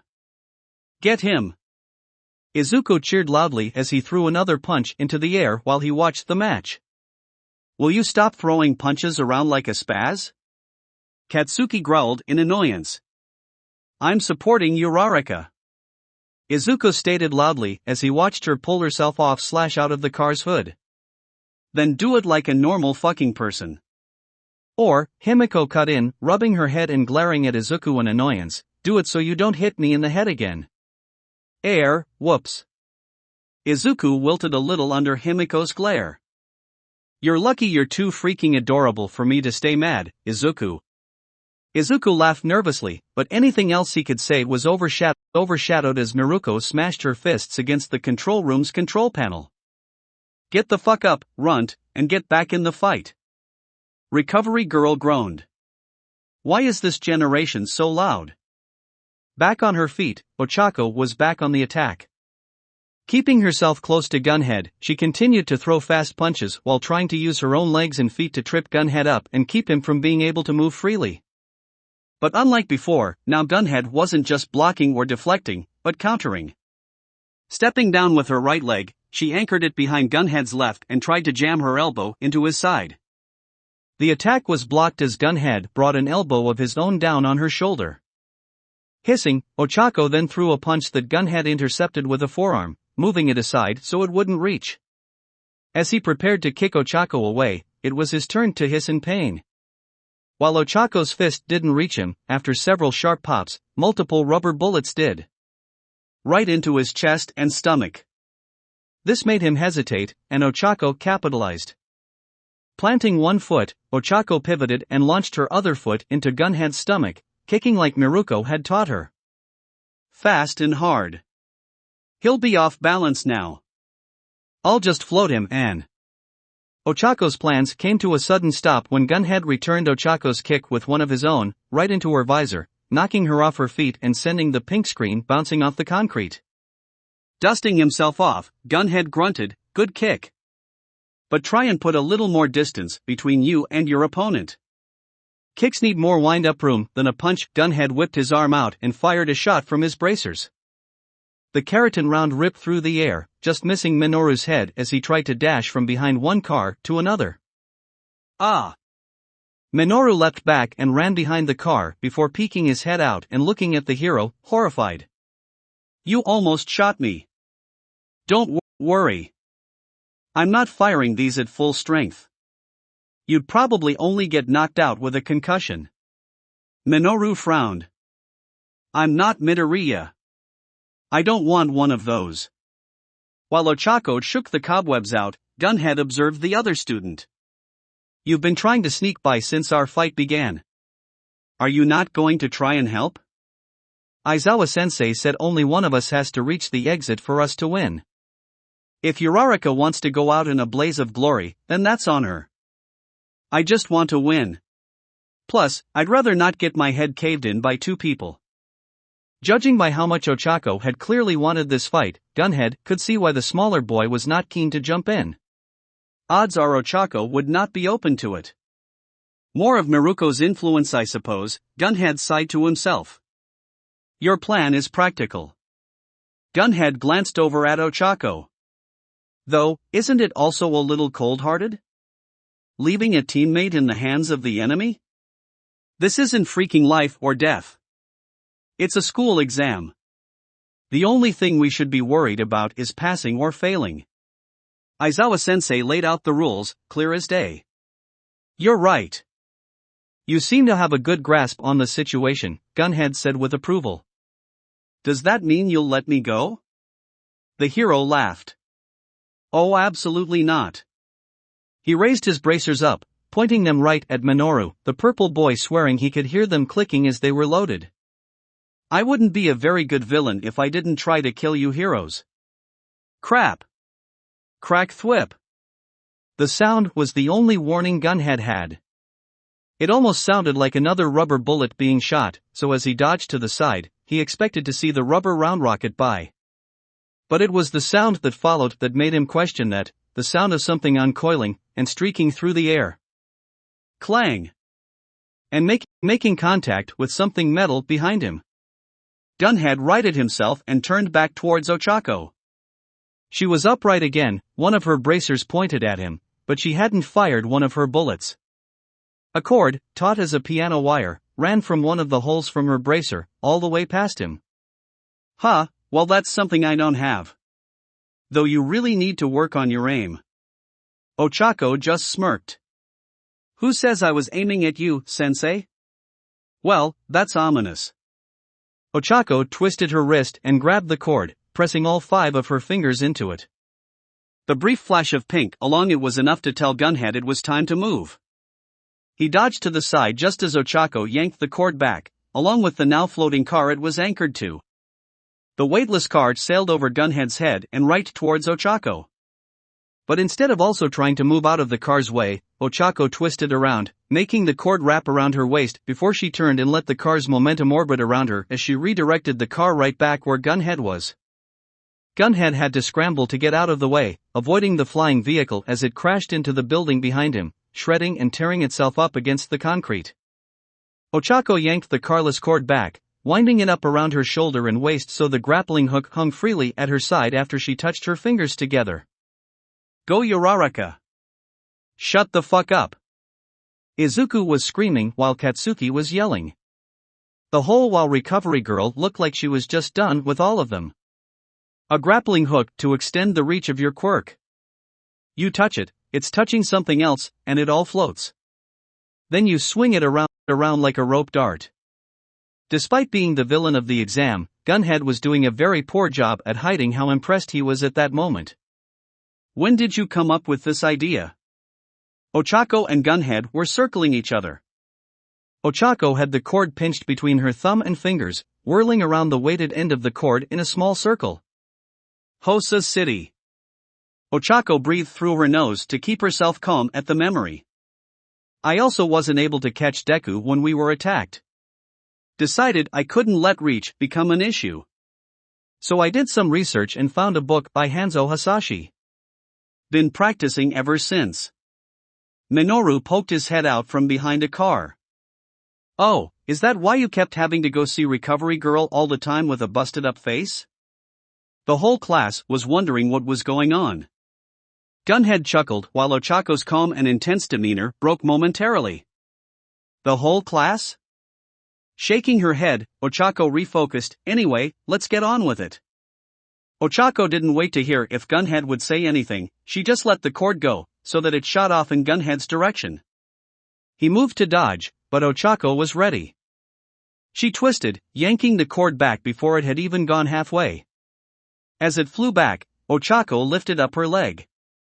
The cord-enclosed grapple wrapped around her foot before she kicked and relaunched it right where Gunhead had dodged to. The closed grapple claw missed his face by inches. Crack thwip. That same sound as before alarmed Gunhead as Ochako fired a second grappling hook at him from her other bracer. Crack. And this one hit him right in the shoulder. That's gonna bruise. Ow. Ochako yanked the cords back before snapping them and driving the weighted ends down. Oh, this might not be fun.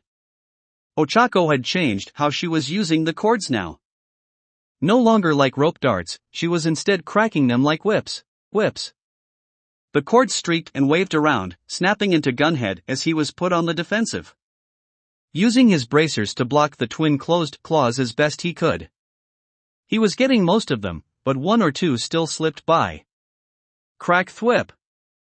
On the other side, Ochako was doing her best to make sure she didn't accidentally smack herself as she fired a third, then quickly a fourth, grappling line out as she kept up her attack. She needed to wear Gunhead down, and a constant barrage of whip strikes should do the trick. Wear him out so she could close the distance and float him so she could get the cuffs on him. At least that's what she wanted Gunhead to think she was doing. Crack thwip. Crack thwip.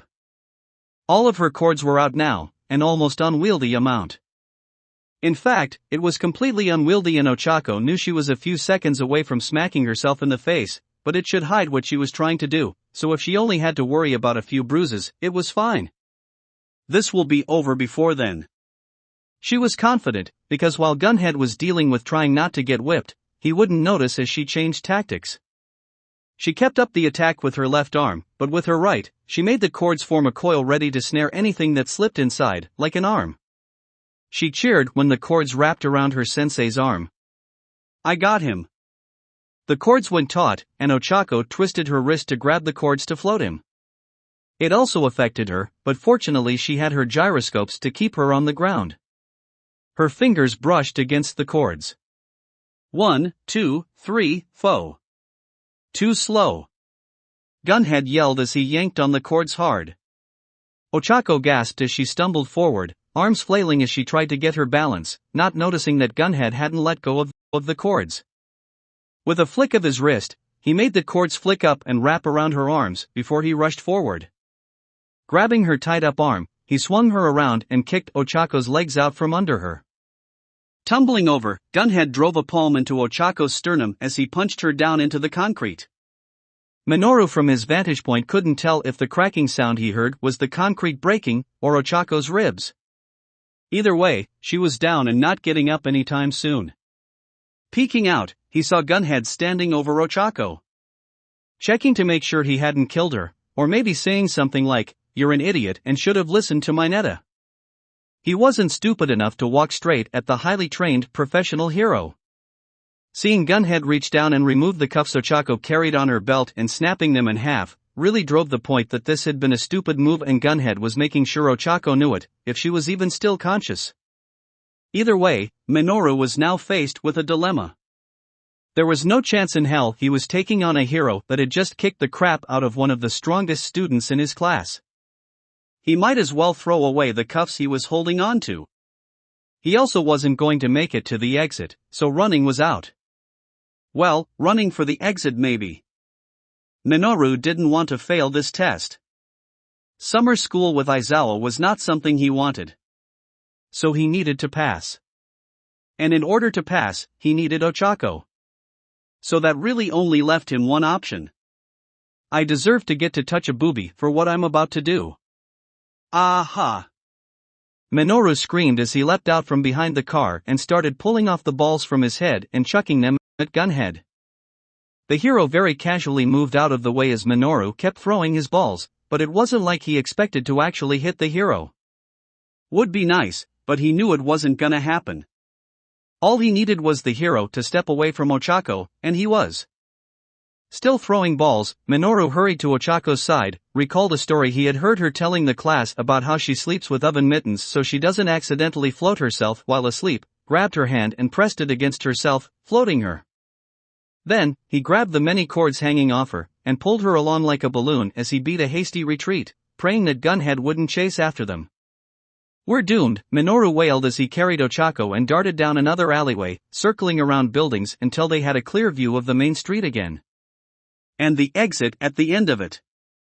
Mineta, Ochako tried not to snap at him as she finally got her boots back on the ground. Stop being so defeatist. But he took everything you threw at him and just shrugged it off. Ochako clicked her tongue. Not everything. She still had a few moves left in the reservoir. But not a whole lot. Ochako peeked around the corner, looking down the road where she, Mineta and Gunhead had had their first fight. He's gone. Minoru's head popped around the wall, a few feet under Ochako's. Did he chase after us? Ochako shook her head. If he had been chasing after us, we'd know. That got a shudder out of the poor purple mess. He doesn't have to chase us. There's only two ways we win. Get him, or get to that exit. He's probably around a corner, too. Waiting for us to make a run for it. We're doomed. Stop saying doomed. We're screwed. Ugh, Ochako almost started beating her head on the wall. Let's just take a second to think. While Ochako pulled away from the corner and started to ponder, Minoru kept looking at the empty street. Hey. Yeah? You got infinity when we did the ball toss at the start of school, right? A weird thing to bring up, but Ochako nodded anyway. My quirk negates gravity. So as long as something isn't too heavy to begin with, I can pretty much lift and throw anything, because no outside forces are acting on it. So could you throw me? Ochako blinked, then raised a questioning eyebrow. Throw you? You mean like... Minoru, who didn't seem to like the idea even as he said it, nodded. Yeah. You could float me and then throw me at the exit. If you threw me, I could reach the exit way faster than if we were running. Ochako rubbed her chin. I could hammer throw you with your cape. Minoru decided to ignore that term. And I saw how good you were at aiming all that rubble. So I'm sure you'd get me through the gate and not hit the wall. The more he talked, the more he clearly didn't like the idea. But it was out in the open now. So he accepted that he was pretty much screwed. No. Not the answer he was expecting. Hey, hold on. Aren't you supposed to be the brains in your trio? The what now? You know, you got Midoriya who's the brawn. And you got the brains. In reality there were several things wrong with that statement. But since Izuku wasn't there to comment that he was super smart, even if there was only one brain cell between the two of them and she held onto it, Ochako rolled with it. Makes sense. What's Toga?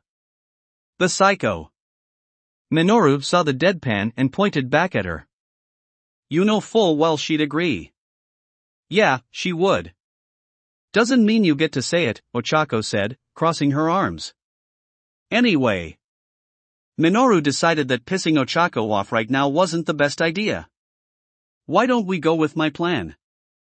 You don't want another go at Gunhead, do you? He trounced you.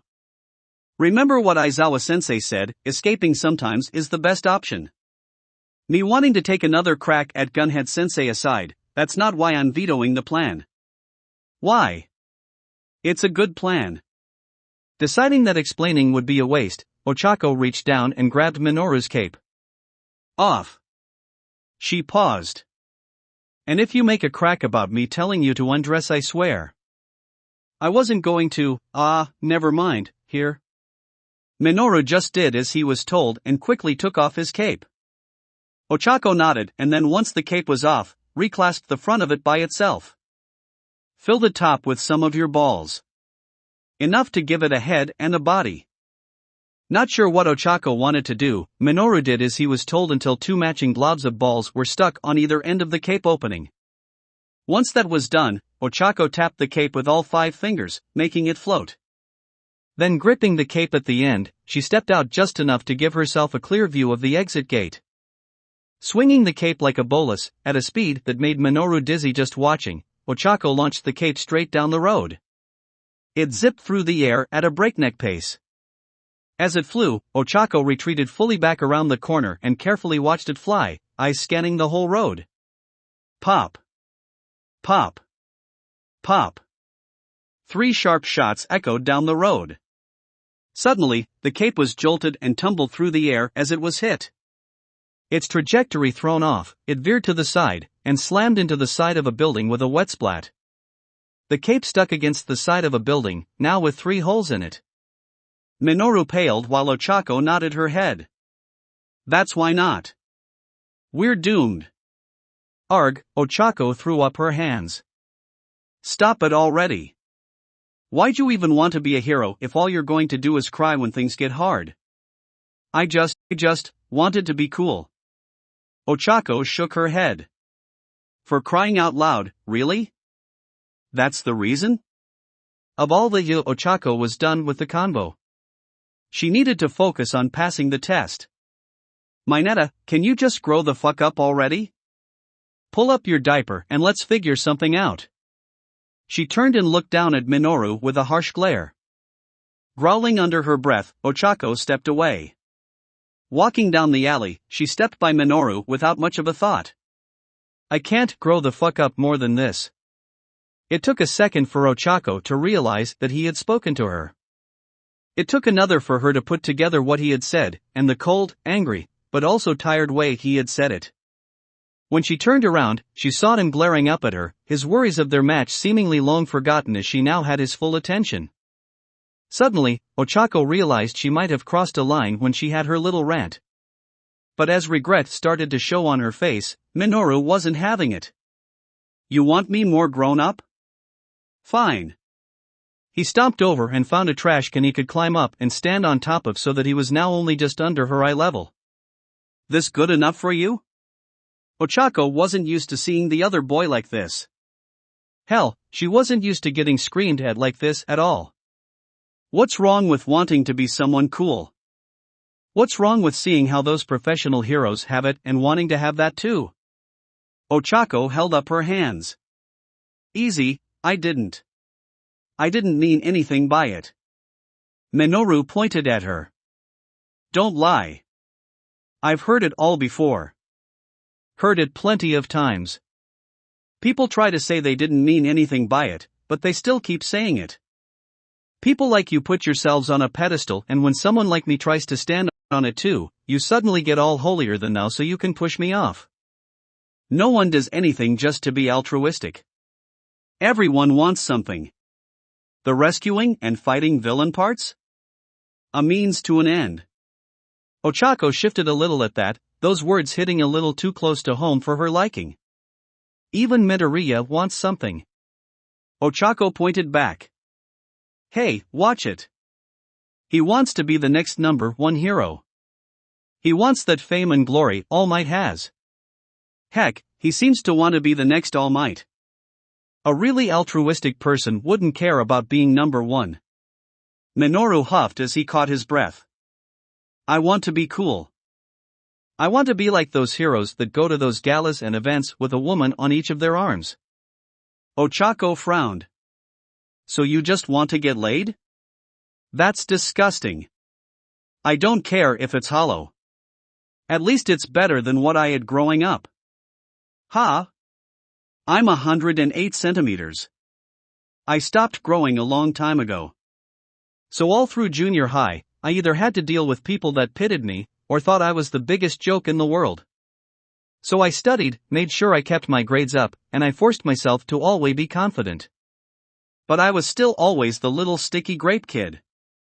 But hey, Minoru gave a mocking thumbs up. All the boys envied that I was the perfect height to get a peek under the girls' skirts. Or light enough that they could give me a boost so that I could fall perfectly to get a feel of one of the girls in class. So why not just be what they thought I was? If that's who they thought I was already, the weird little creep, then why not just go with it? Own it and make it mine. I just added it to my confidence.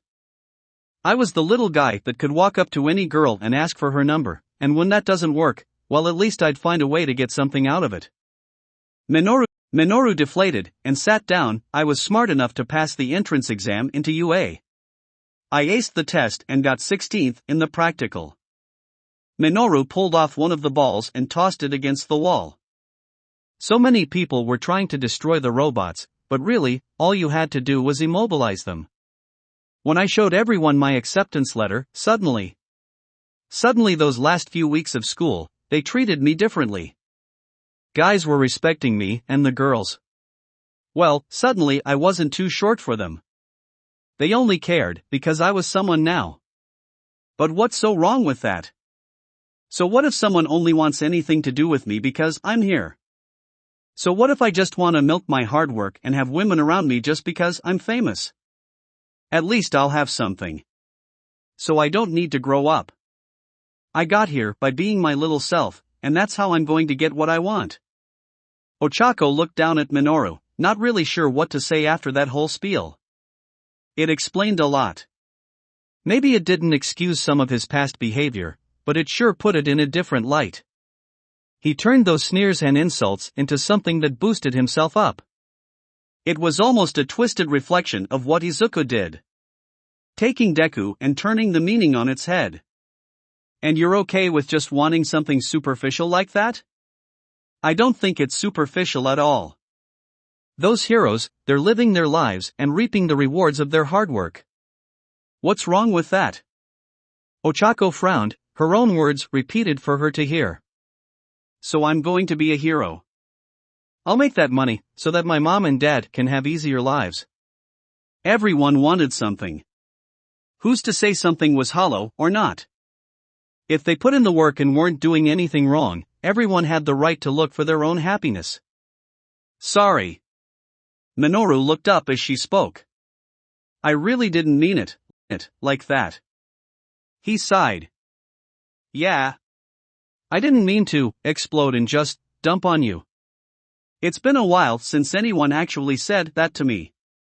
I guess I started to get used to not hearing it. There was an awkward pause as the two just waited for the strangeness to pass. You won't tell anyone about what I said? Not my place to. Or really, to judge you on why you're here.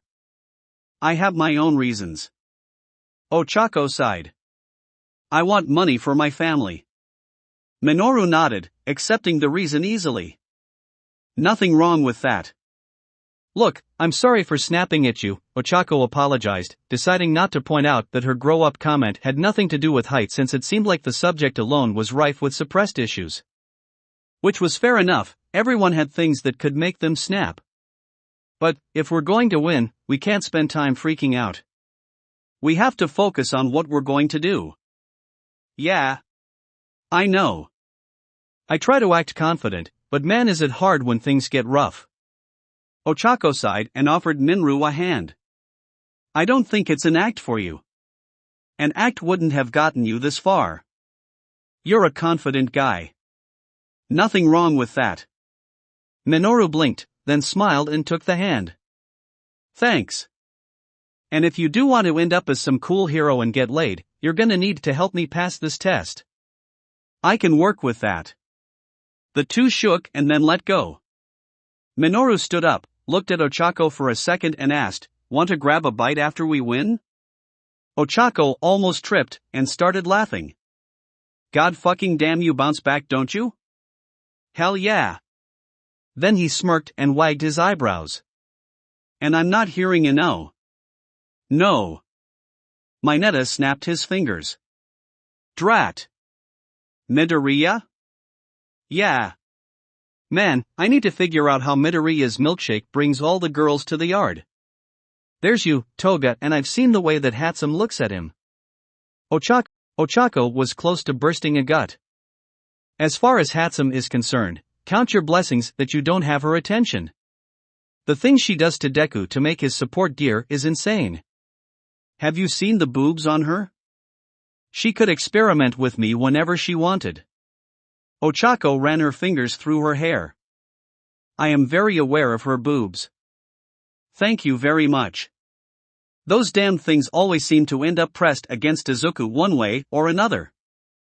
And Ochako was like 90% sure the mechanic never wears a bra when she's in her work overalls and tank top. That was some very big competition she was going to have to overcome down the line. By the way, does Midoriya know that you swear like a sailor? I know it's like a universal law he can't, but you, man. I'm shocked, but also not. I don't swear like a sailor. I swear like a construction worker, thank you very much. A dark shadow fell over Ochako's face as she leaned over to get on eye level with Minoru. And you're not going to tell him. Right? Minoru gave her an immediate thumbs up while trying not to crap his pants.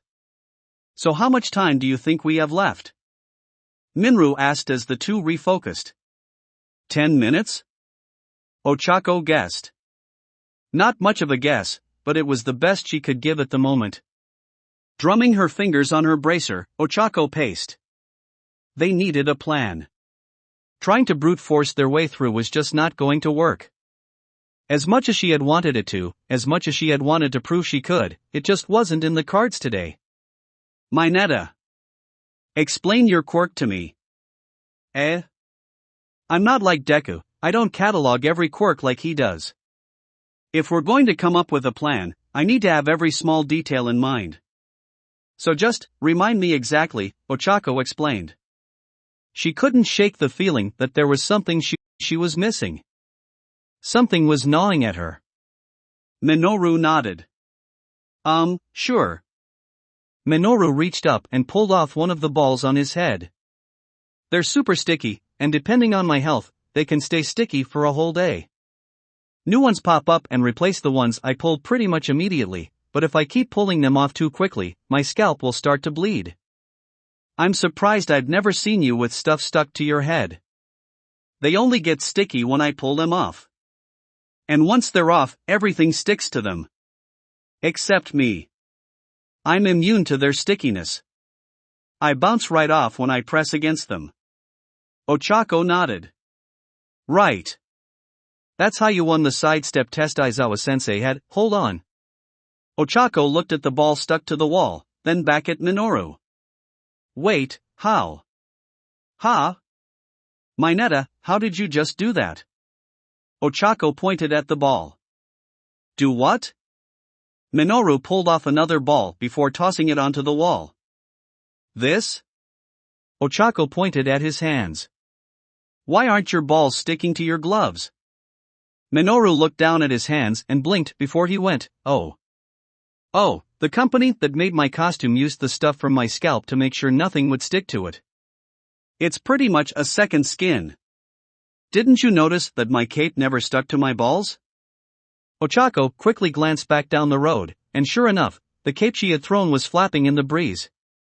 While the balls were stuck to the building, the cape itself wasn't bothered in the slightest. Holy shit, that's what was bugging me. I mean, if I kept getting stuck to my own balls, I'd never be able to do my super move Great Bounce, Minoru explained. I throw balls around and then I bounce from one to another. It makes me super mobile. Ochako rubbed her chin before she reached out her hand. Let me see those gloves. I have an idea. Gunhead tilted his head to the side when he heard the commotion. Metal bashing against metal. Glass shattering. Concrete cracking. The noise was enough to make him walk back out into the road to see what was going on. He wasn't sure what he expected, but to see Ochako walking down the street, a cloud of debris floating above her head made up of trash cans, some cars, dumpsters and other odds and ends she must have collected. Gunhead also noticed that one of the cords from her bracers that she had used was tied around her belt and floating up into the debris field, where Mineta floated around, working to keep all the stuff with them. Gunhead eyed the floating boy and noticed one other thing. As the boy moved around, he was placing those purple balls of his onto the rubble, working to try and keep them from touching too much and get stuck together. Working together now, huh? Ochako sucked in a breath before she glanced up at Minoru. You doing okay up there? Minoru nodded but gulped when he looked down. Yeah, I'm fine. Totally fine. You said you weren't afraid of heights. Minoru laughed. Yeah. Funny things happen when you're suddenly floating like 10 meters off the ground. We still got plenty of slack in the line, so I shouldn't yank you around too much once I start fighting. Ugh, Ochako grunted and put a hand on her stomach. She was floating a lot of stuff, and her stomach was not super happy about it. Just make sure you don't hit me, okay? Yup. Minoru tried not to sound too scared. Just remember what I said, okay? Ochako nodded. Yup. Okay then, Ochako steadied herself, here we go. The pair charged in, Mineta kicking one of the balls he put on a car and launching it towards Gunhead while Ochako dove in to attack, kicking off the ground and sailing upward. Gunhead leapt out of the way of the first attack, the car smashing into the road, sending car parts everywhere. Gunhead ended up pressed against another parked car. Okay, that's a little dangerous, don't you? Twin cracks and pings alarmed Gunhead as on either side of him, Ochako had fired her grappling hooks. She was above him now as she sailed by. Anchored to the car, Ochako whipped around like a pendulum until she yanked herself into Gunhead's direction. Recalling what Miruko had taught her on the last day at her internship, Ochako twisted forward, letting her momentum send her into a front flip down. Extending her leg out, she screamed, Luna Arc, as she axe-kicked down on Gunhead's head. Gunhead was able to move out of the way, so Ochako's heel sailed by without touching him, but the crash and crunch that followed made him wince. He winced harder when he turned and saw that the car was now folded up from Ochako's attack, like a car taco. Miruko, why would you teach her that? That was your Luna Arc. I can't believe you taught her that. Izuku was a vibrating mess as he somehow was writing down notes into his notebook. Miruko smirked. You've seen the legs on that runt. Of course I'd teach her how to use them. The way Izuku nodded got a few chuckles out of Himiko and Miruko. But she needs to work on her aim. Ochako winced as she yanked her foot out of the mangled car. Her boots did a good job making sure she didn't snap her leg off with that move, but she sure as hell still felt it. But that wasn't what she needed to be focused on. Incoming. Ochako heard Minoru's call and moved. At the same time, Gunhead was forced to try to keep an eye on Ochako, while at the same time keeping tabs on Minoru and that minefield he had floating around him. Crash. Crunch. Large chunks of rubble slammed into the ground as Gunhead moved. But, instead of bouncing off, as they should have under the effect of Ochako's quirk, they stuck to the ground. Crash. Crunch. More debris was launched and Gunhead began to see what was going on, even as Ochako worked herself around the rubble. You're trying to trap me, aren't you? Ochako glared at Gunhead as the hero dodged several balls thrown at him. You need to work on your aim though. Vaulting over rubble, and making sure to avoid anything purple, Gunhead went on the attack. Or tried to. As more and more rubble was launched into the ground, and more of the purple balls rained down from above, it was turning the battlefield into an obstacle course. After the latest barrage, Ochako glanced down the road, counting before she whipped back around and shot her grappling hooks up into the air, snagging a truck. Yanking it down, she kicked off the cord, changing the direction of the truck so it swept over Gunhead's head. He ducked, and Ochako called out for more. Minoru heard and bounced off more rubble, launching it, all the while yanking more balls off his head and throwing them towards the ground and Ochako. After the last throw, he glanced over towards the road leading to the gate. Almost. Steadying himself, he winced as he looked at his hands. His scalp was starting to bleed. Getting that blood cleaned from under his fingernails was gonna be a pain. Ochako kept on the move. Using her grappling hooks, she attacked Gunhead while keeping the rubble between herself and him. Something that Gunhead took note of. Her aggressiveness was still there, but the way she was using it had changed. Each attack, if he let it, would probably knock him out, but she was making sure she was never too close. The more this dual attack from the two went on, the more Gunhead began to suspect he had their plan wrong. Uraraka. Minoru attacked again. More rubble, more balls, but this time Gunhead didn't just dodge. He worked to close the distance. Ducking and weaving, he worked his way over to Ochako. And she saw him. Ochako grit her teeth. Mineta. Minoru wasn't near any rubble, so he threw as many balls as he could. So close. Just a few more Uraraka. Gunhead saw the attack, and thinking quickly, ripped a hood off a car and held it up as a makeshift shield. The ball smacked onto the metal, harmlessly sticking to it instead of him.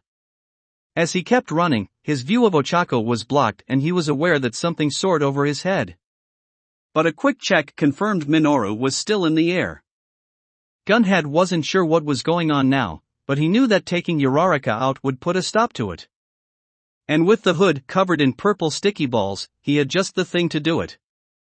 Get her stuck to this and then crank. Crank. Re-yip. Ochako saw Gunhead coming for her, with that sticky hood, and decided that she was not letting that happen. She charged, and with a flick of her wrist, deployed her last trick. Gunhead winced when two large metal spikes pierced through the metal of the hood. He hissed as the metal spikes ripped upward and downwards, shearing the hood in two. As it was pulled apart in Gunhead's hands, he found Ochako right in front of him, the huge spikes, easily as long as her forearm, coming out of the top hole in her bracers. The two just sort of stopped as he looked at those new weapons. Steel spikes? Titanium, actually. Isn't that a little overkill? Don't you have razor blades on your knuckles? Touché. Their strange pause ended when Minoru screamed. Uraraka! Here! Ochako reached up, retracting the spike on that hand, snatched the purple ball out of the air, and threw it as hard as she could down the road. Gunhead blinked as he finally noticed something. She was wearing bright yellow gloves. Throughout the whole fight, not once had Ochako used her hands to attack him. Just her feet, and grappling hooks, all the while keeping the rubble between them so he could never get a good look. What are you? Mineta, go. So what do you think, Mineta? Minoru frowned as he tapped his chin. It could work. But if I hit you with any of my balls by mistake, we're done. Ochako flexed her hands, wearing the bright yellow gloves. Then that will be on me. If he sees you throwing stuff out into the road, he'll get suspicious immediately. But if I do it, while you're attacking with all the rubble, then he shouldn't be able to tell we're making a path for you. Minoru nodded. Honestly, we don't have to distract him for super long. I can bounce pretty far after all. Ochako agreed. So, while you're pelting him, toss me some as well, and while his attention is on you, I'll get you a path to the exit. Then victory is literally a jump, skip, and hop away. Minoru beamed brightly. All those games of hopscotch are gonna pay off. Ochako ripped the gloves off and pressed her fingers together. Release. As all the remaining rubble fell to the ground, Minoru bounced off and rocketed towards the balls on the road. Here we go. Ochako was about to unclip her belt, giving Minoru free range, but he called out. Float. We're both getting out of here. Not exactly the plan, but sure. Ochako floated herself and kicked off the ground, putting herself out of Gunhead's reach as he lunged for her.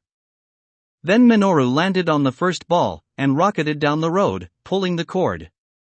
Bye, sensei.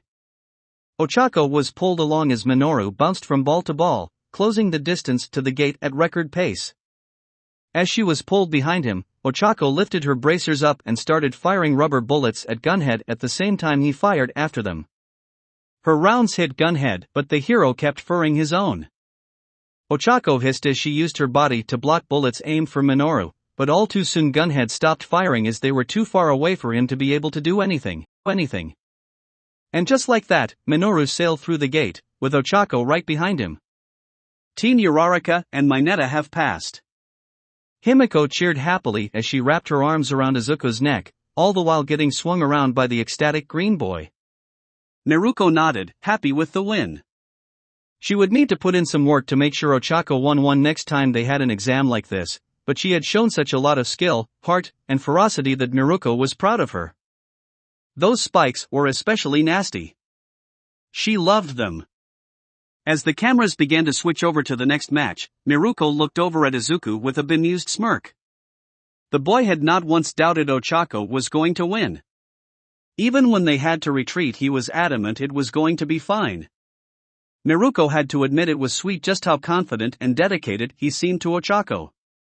Also, Miruko had to try and hide her smirk. She didn't need her rabbit instincts to know that the boy was more than just excited to get to watch Ochako fight. Poor kid has got it bad for the runt. Holy shit, he's gonna need a cold shower. Miruko's ears twitched when she heard a growl from the back of the room. Glancing over her shoulder, Katsuki was glaring darkly at Izuku. Miruko noted that she wasn't the only person who could see how into Ochako's match Izuku was. Ha ha ha, I think we won Uraraka. Minoru's voice was muffled as he celebrated. Ochako, suddenly feeling physically exhausted, nodded numbly and just stayed sprawled out on the ground. Yup. Good job, Mineta. You know, pulling me along wasn't part of the plan. Minoru's voice was still muffled. Wasn't going to leave a teammate behind, also you were the perfect shield for those bullets. Ochako winced. Yup. I suppose I was perfect for that. Sorry, I badmouthed Midoriya. I was kinda mad and sorta went on a tangent. Ochako sighed. We both said some stuff, Mineta. Don't worry about it. But if he really is trying to be the next All Might, with that all give and no take kind of mentality he has, that's not gonna end well. Ochako nodded. I'm not gonna let him become a martyr. Good. He's a good guy. He is. There was a break before Minoru chuckled a little. I kinda want to be in the same room when he finally hears you swear. It's gonna be hilarious. Ochako chuckled darkly. Never gonna happen, asshole. He's never gonna hear my blue-collar mouth. And you're never gonna tell him. And in exchange, I'm not gonna tell him where your face is right now. Minoru, pancaked between the ground and Ochako's breasts, waved his hands and vaguely pointed at her. You're on top of me, you know. And do you realize how heavy you are? With a grunt, Ochako rolled over, only slightly aware of the loud clunk her gear made when she was sprawled on her back. Hey Mineta. Yeah. You don't have to be who people expected you to be. Ya know? Thanks Uraraka. Minoru sighed and was just about ready to pass out before asking, wanna go out on a date? You'll have to fight Deku for me. And then Toga. I knew it. Also, you're hot, but not that hot. By the time Gunhead arrived to congratulate the pair, he found them laughing like a couple of maniacs.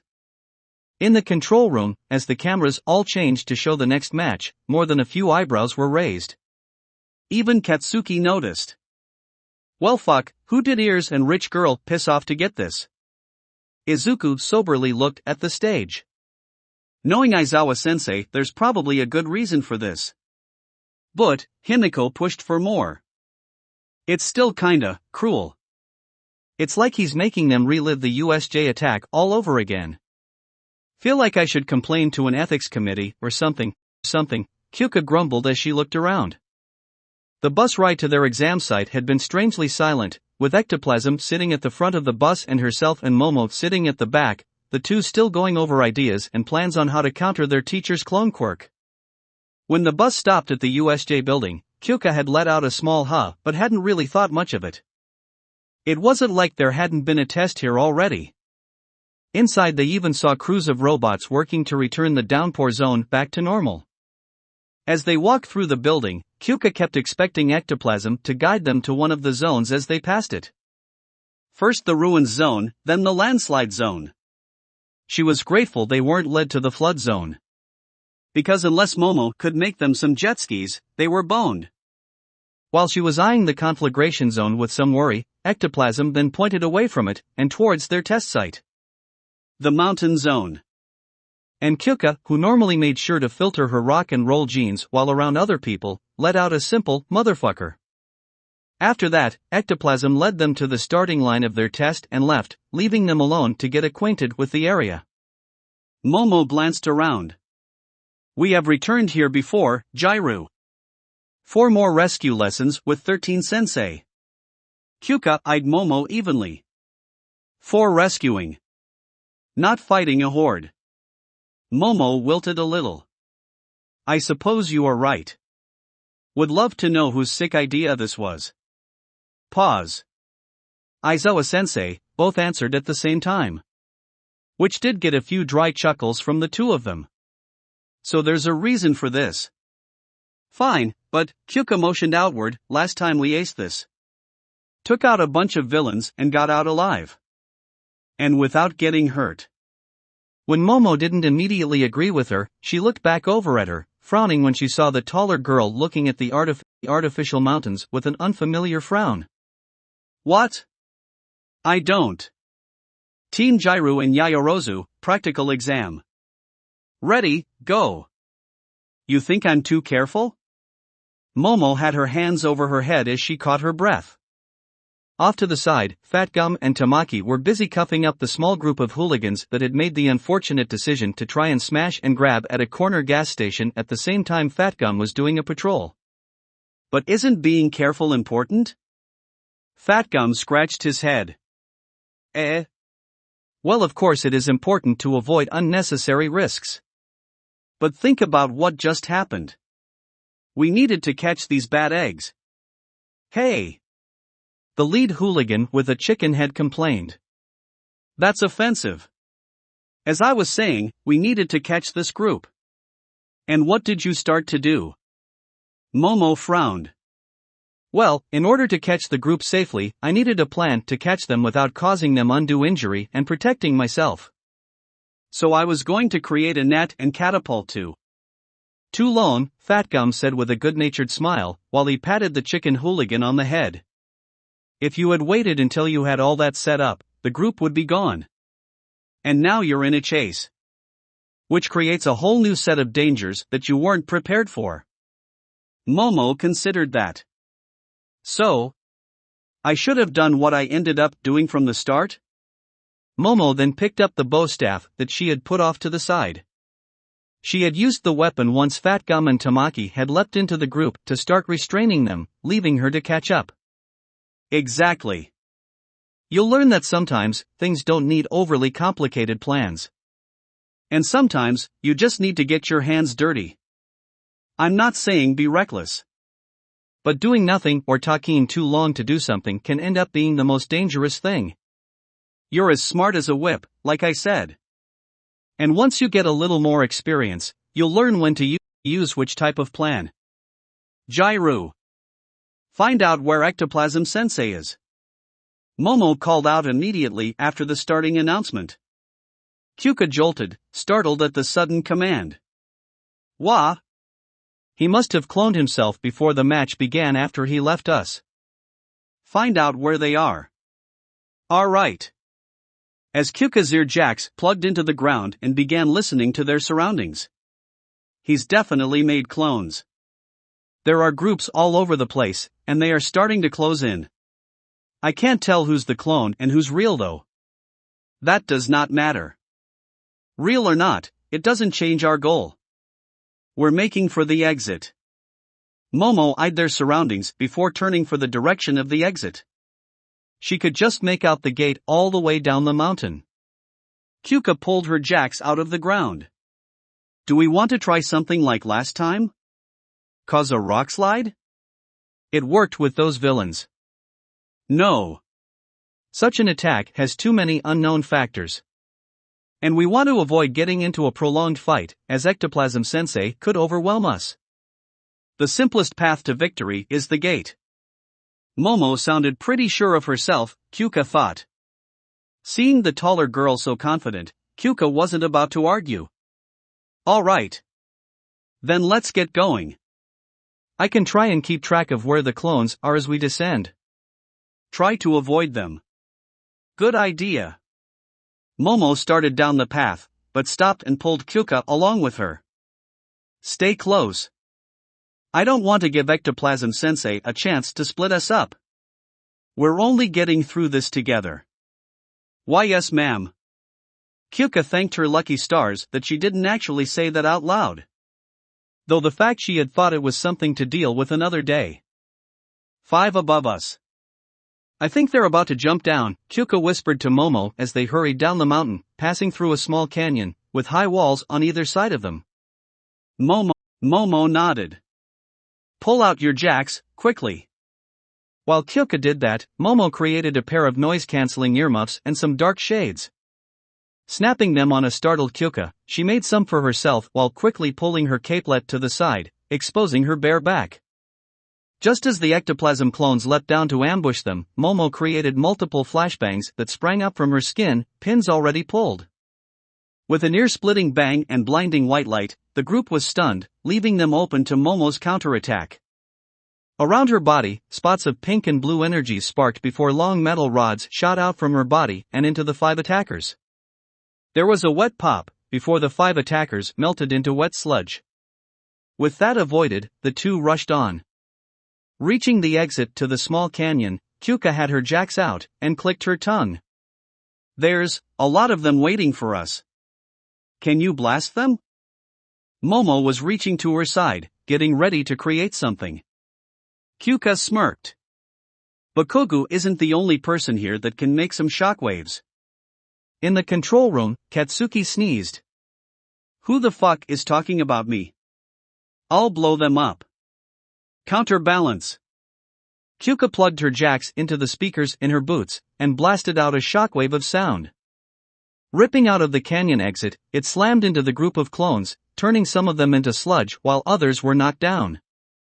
The attack was still going when Momo surprised Kyoka by rushing out into the fray. Yayorozu. Don't come out. Momo didn't just run out into the battlefield, however. From her hand, she extended a metal rod into the ground and propelled herself up and over it. Yards above the remaining clones, Momo had a good chance to see that more clones were on their way, rushing over the mountainous terrain at shocking speed, even with the weights slowing them down. Can't stay here for long. Clutched tightly in her other hand were several stinger grenades. Dropping them, Momo went to work. Out of her legs, feet of gymnastics landing mats piled up onto the ground, cushioning her landing. At the same time, she grew 2 large metal shields out of her arms and ducked behind them, just as the stinger grenades exploded and hundreds of rubber pellets ripped through the air, shredding the remaining clones. Jairu, get out of there. Kyoka could guess why she was getting told to move, so she quickly stopped looking at Momo in awe and ran. She got out into the open, just as more clones leapt down where she had been. There were a lot of them. Crap Croananon? Kyoka nearly tripped when she looked back to see that Momo was standing over a newly created cannon, pretty much exactly like the one she had made during the Aizawa's quirk apprehension test. Except this time, she was staring down the barrel of the thing, which made it look much larger. Duck! Kyoka didn't need to be told twice. Diving to the ground, and pulling those noise-canceling earmuffs back on, she hit the ground just as Momo yanked the firing cord on the cannon. Kyoka felt the shockwave of the blast as the cannonball rocketed overhead, slamming into the mountainside the clones were running over and shattering it, sending rock and clones crumbling to the ground on top of the clones that had already landed. Kyoka rolled over, looked at the destruction and whistled. Holy crap, Yayorozu. Momo smiled and offered her a hand to get up. Fat Gum helped me learn to be more direct during my internship. Spent a lot of time getting my hands dirty. It looks like it's paying off. Back on her feet, Kyoka agreed. I'll say. You're like a one-woman wrecking crew. Totally badass. Momo blushed and fidgeted for a second before she refocused. As much as she loved the praise, they still had a job to do. Check where the remaining clones are. Then let's get going. We need to get to the exit. And when we get there? Momo smiled. Don't worry, I know what to do. Huh, looks like rich girl actually learned something from her internship, Katsuki muttered as he watched the match. Izuku looked back at him. A compliment, Kaken? Katsuki sneered. Bite me. I'm surprised you're not more worried that the gap is closing, Izuku said, turning back to the screen. Just because I expect my worthless classmates to actually get better doesn't mean the gap is closing for shit. I'm still heads and shoulders above all of them and getting better every day. I don't waste time worrying about useless shit. Izuku blinked. Who's wasting time? Everyone in class is working hard. Izuku missed the pointed look Katsuki shot at him. From behind Momo, Kyoka watched her friend with some worry. They had been on the run for a few minutes now, and were nearing their goal. So while they had had some reprieve, it didn't change the fact that Kyoka was a little worried about Momo. You made a lot of stuff back there.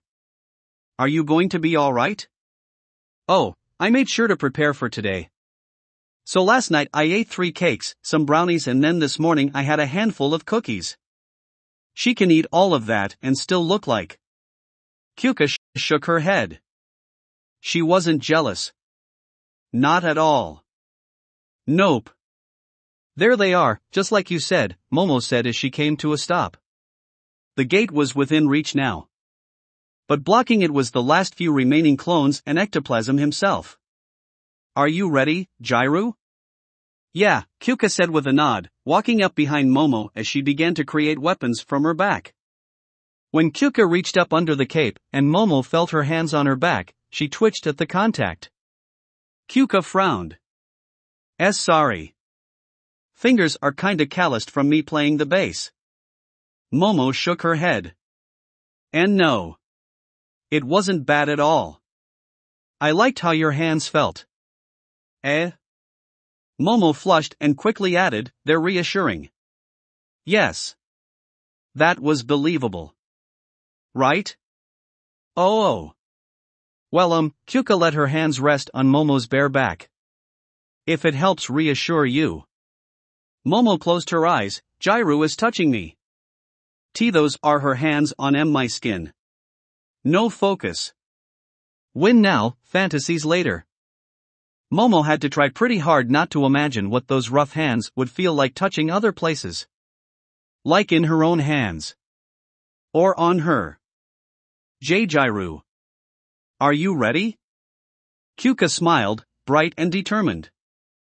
You've led us here, I'm sure you'll lead us the rest of the way. Momo gulped, then nodded. Then here we go. Momo's back exploded into a shower of blue and purple sparkles before she took off, making a beeline for the group. From the opening in her costume at her thigh, she pulled out a long metal bow staff, and as the first clone rushed up to meet her, twisted it around and smashed the end into the clone's face, reducing it to white sludge. Ectoplasm motioned for his other clones to attack. Trying to brute force your way through?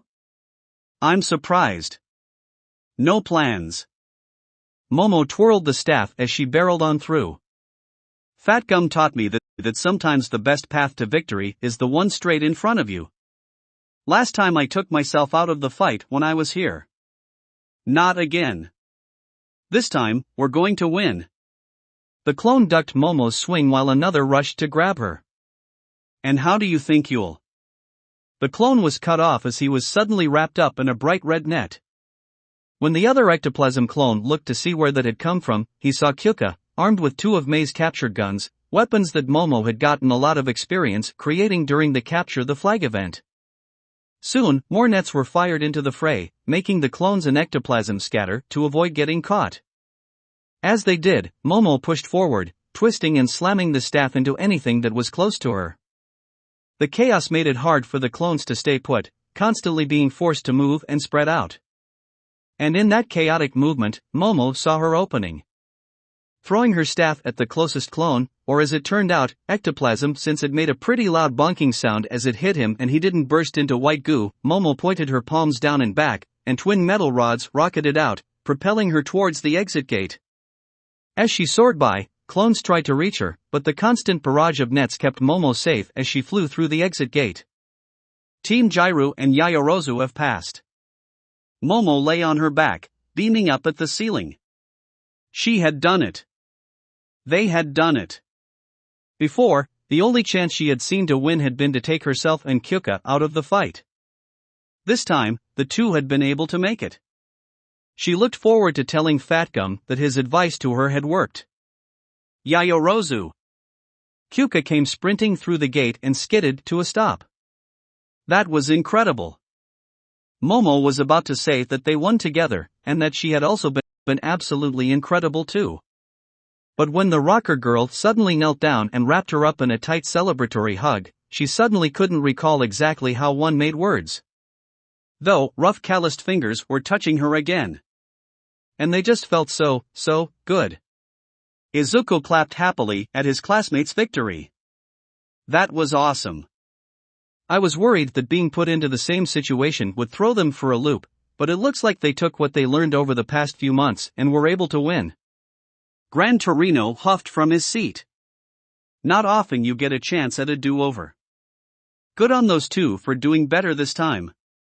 Oi, Deku, Katsuki got off from the wall he was leaning on, follow me. We need to talk. The tone in Katsuki's voice made it clear he wasn't going to settle for anything but silent obedience. Izuku, deciding that going along with him would probably mean less of a headache, just shrugged and followed Katsuki out of the room. With any luck, whatever this was would be over before the next match began.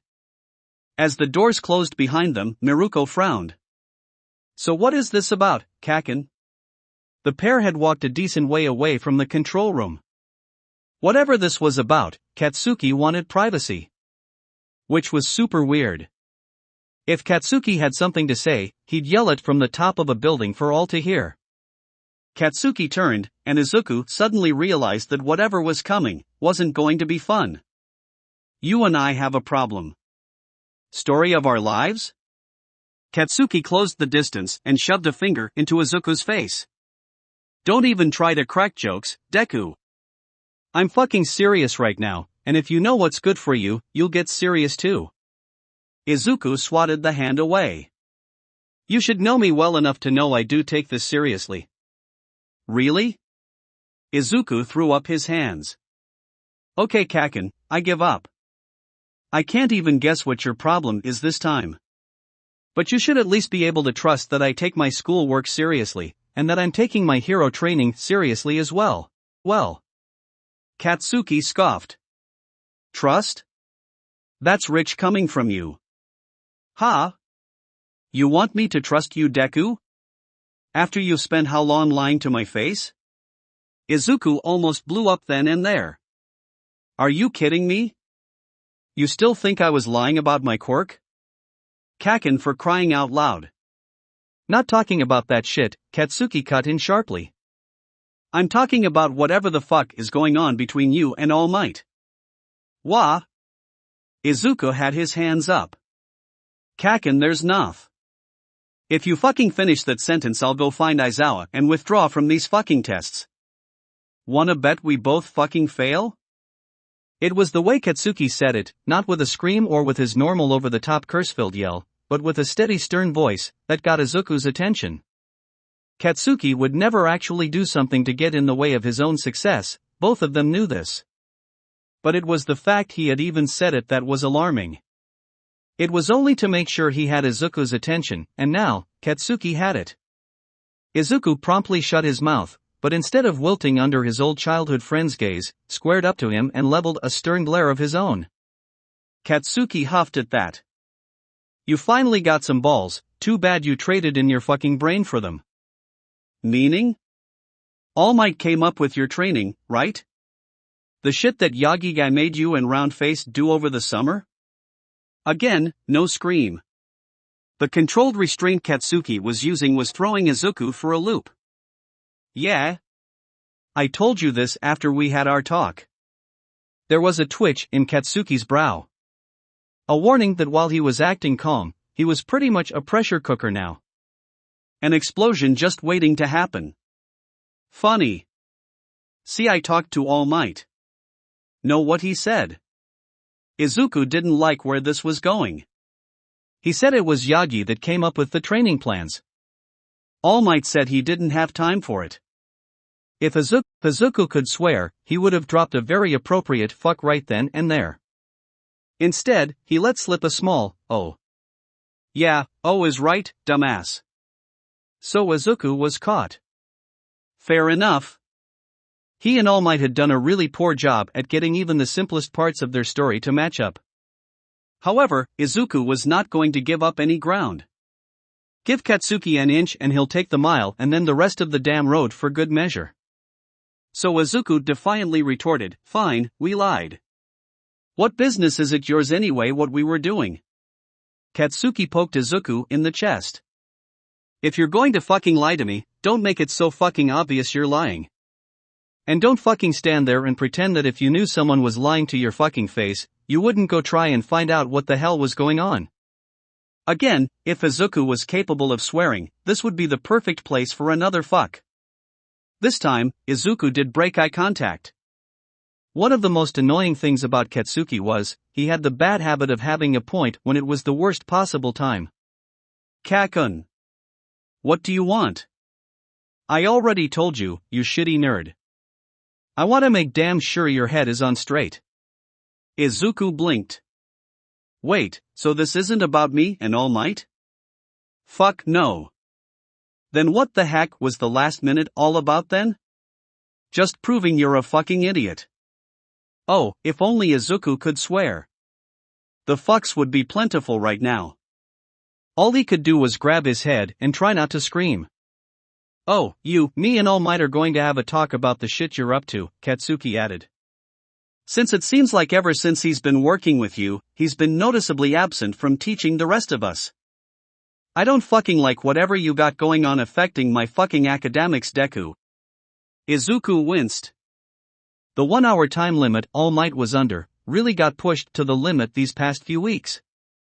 As a result, the heroics classes weren't always taught by All Might, but instead some of the other teachers. But right now, I'm making sure you can still fucking fight at least. Izuku groaned, rubbing his brow. He could feel a headache coming that he wished was because of his psychokinesis.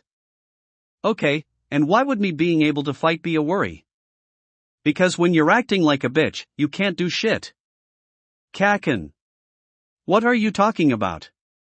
You're talking like how I was in junior high. Izuku realized that he had kinda agreed with the whole previous statement but just powered on, so unless you can tell me an exact issue. I'm just gonna head back to the control room. How about a few days ago? Izuku was about to brush that off, but then paused. Because a few days ago, he had been in a tiny crisis. But only Ochako, Himiko, and his mother should know about that. And he seriously doubted that any of them would have talked to Katsuki. So he looked at Katsuki, and just said, what? You think you're the only one that decided to stay late and do some training? Katsuki crossed his arms. And what the hell do I see when I'm coming back but you freaking the fuck out in the halls, then running away like a fucking coward? Izuku was about to cut in, then fucking round face on your heels not long after. So Izuku now found himself in the uncomfortable position of having to ask, what, did you hear? That you learned the worst kept secret in the world and flipped out like a scared little spaz. Izuku really wished that wasn't true, but looking back he hadn't handled the news very well. So I need to make sure your head is on straight and not distracted by whatever shit you got going on between you and round face, because she's acting like a bitch in heat. Pow! No sooner had those words left Katsuki's mouth when Izuku reared back and slugged the explosive Pomeranian in the jaw. That will be it for this part. I hope everyone enjoyed. If you did, please leave a like and comment if you want part 48. If you want to hear more from me, subscribe. I hope to see you all in the next one.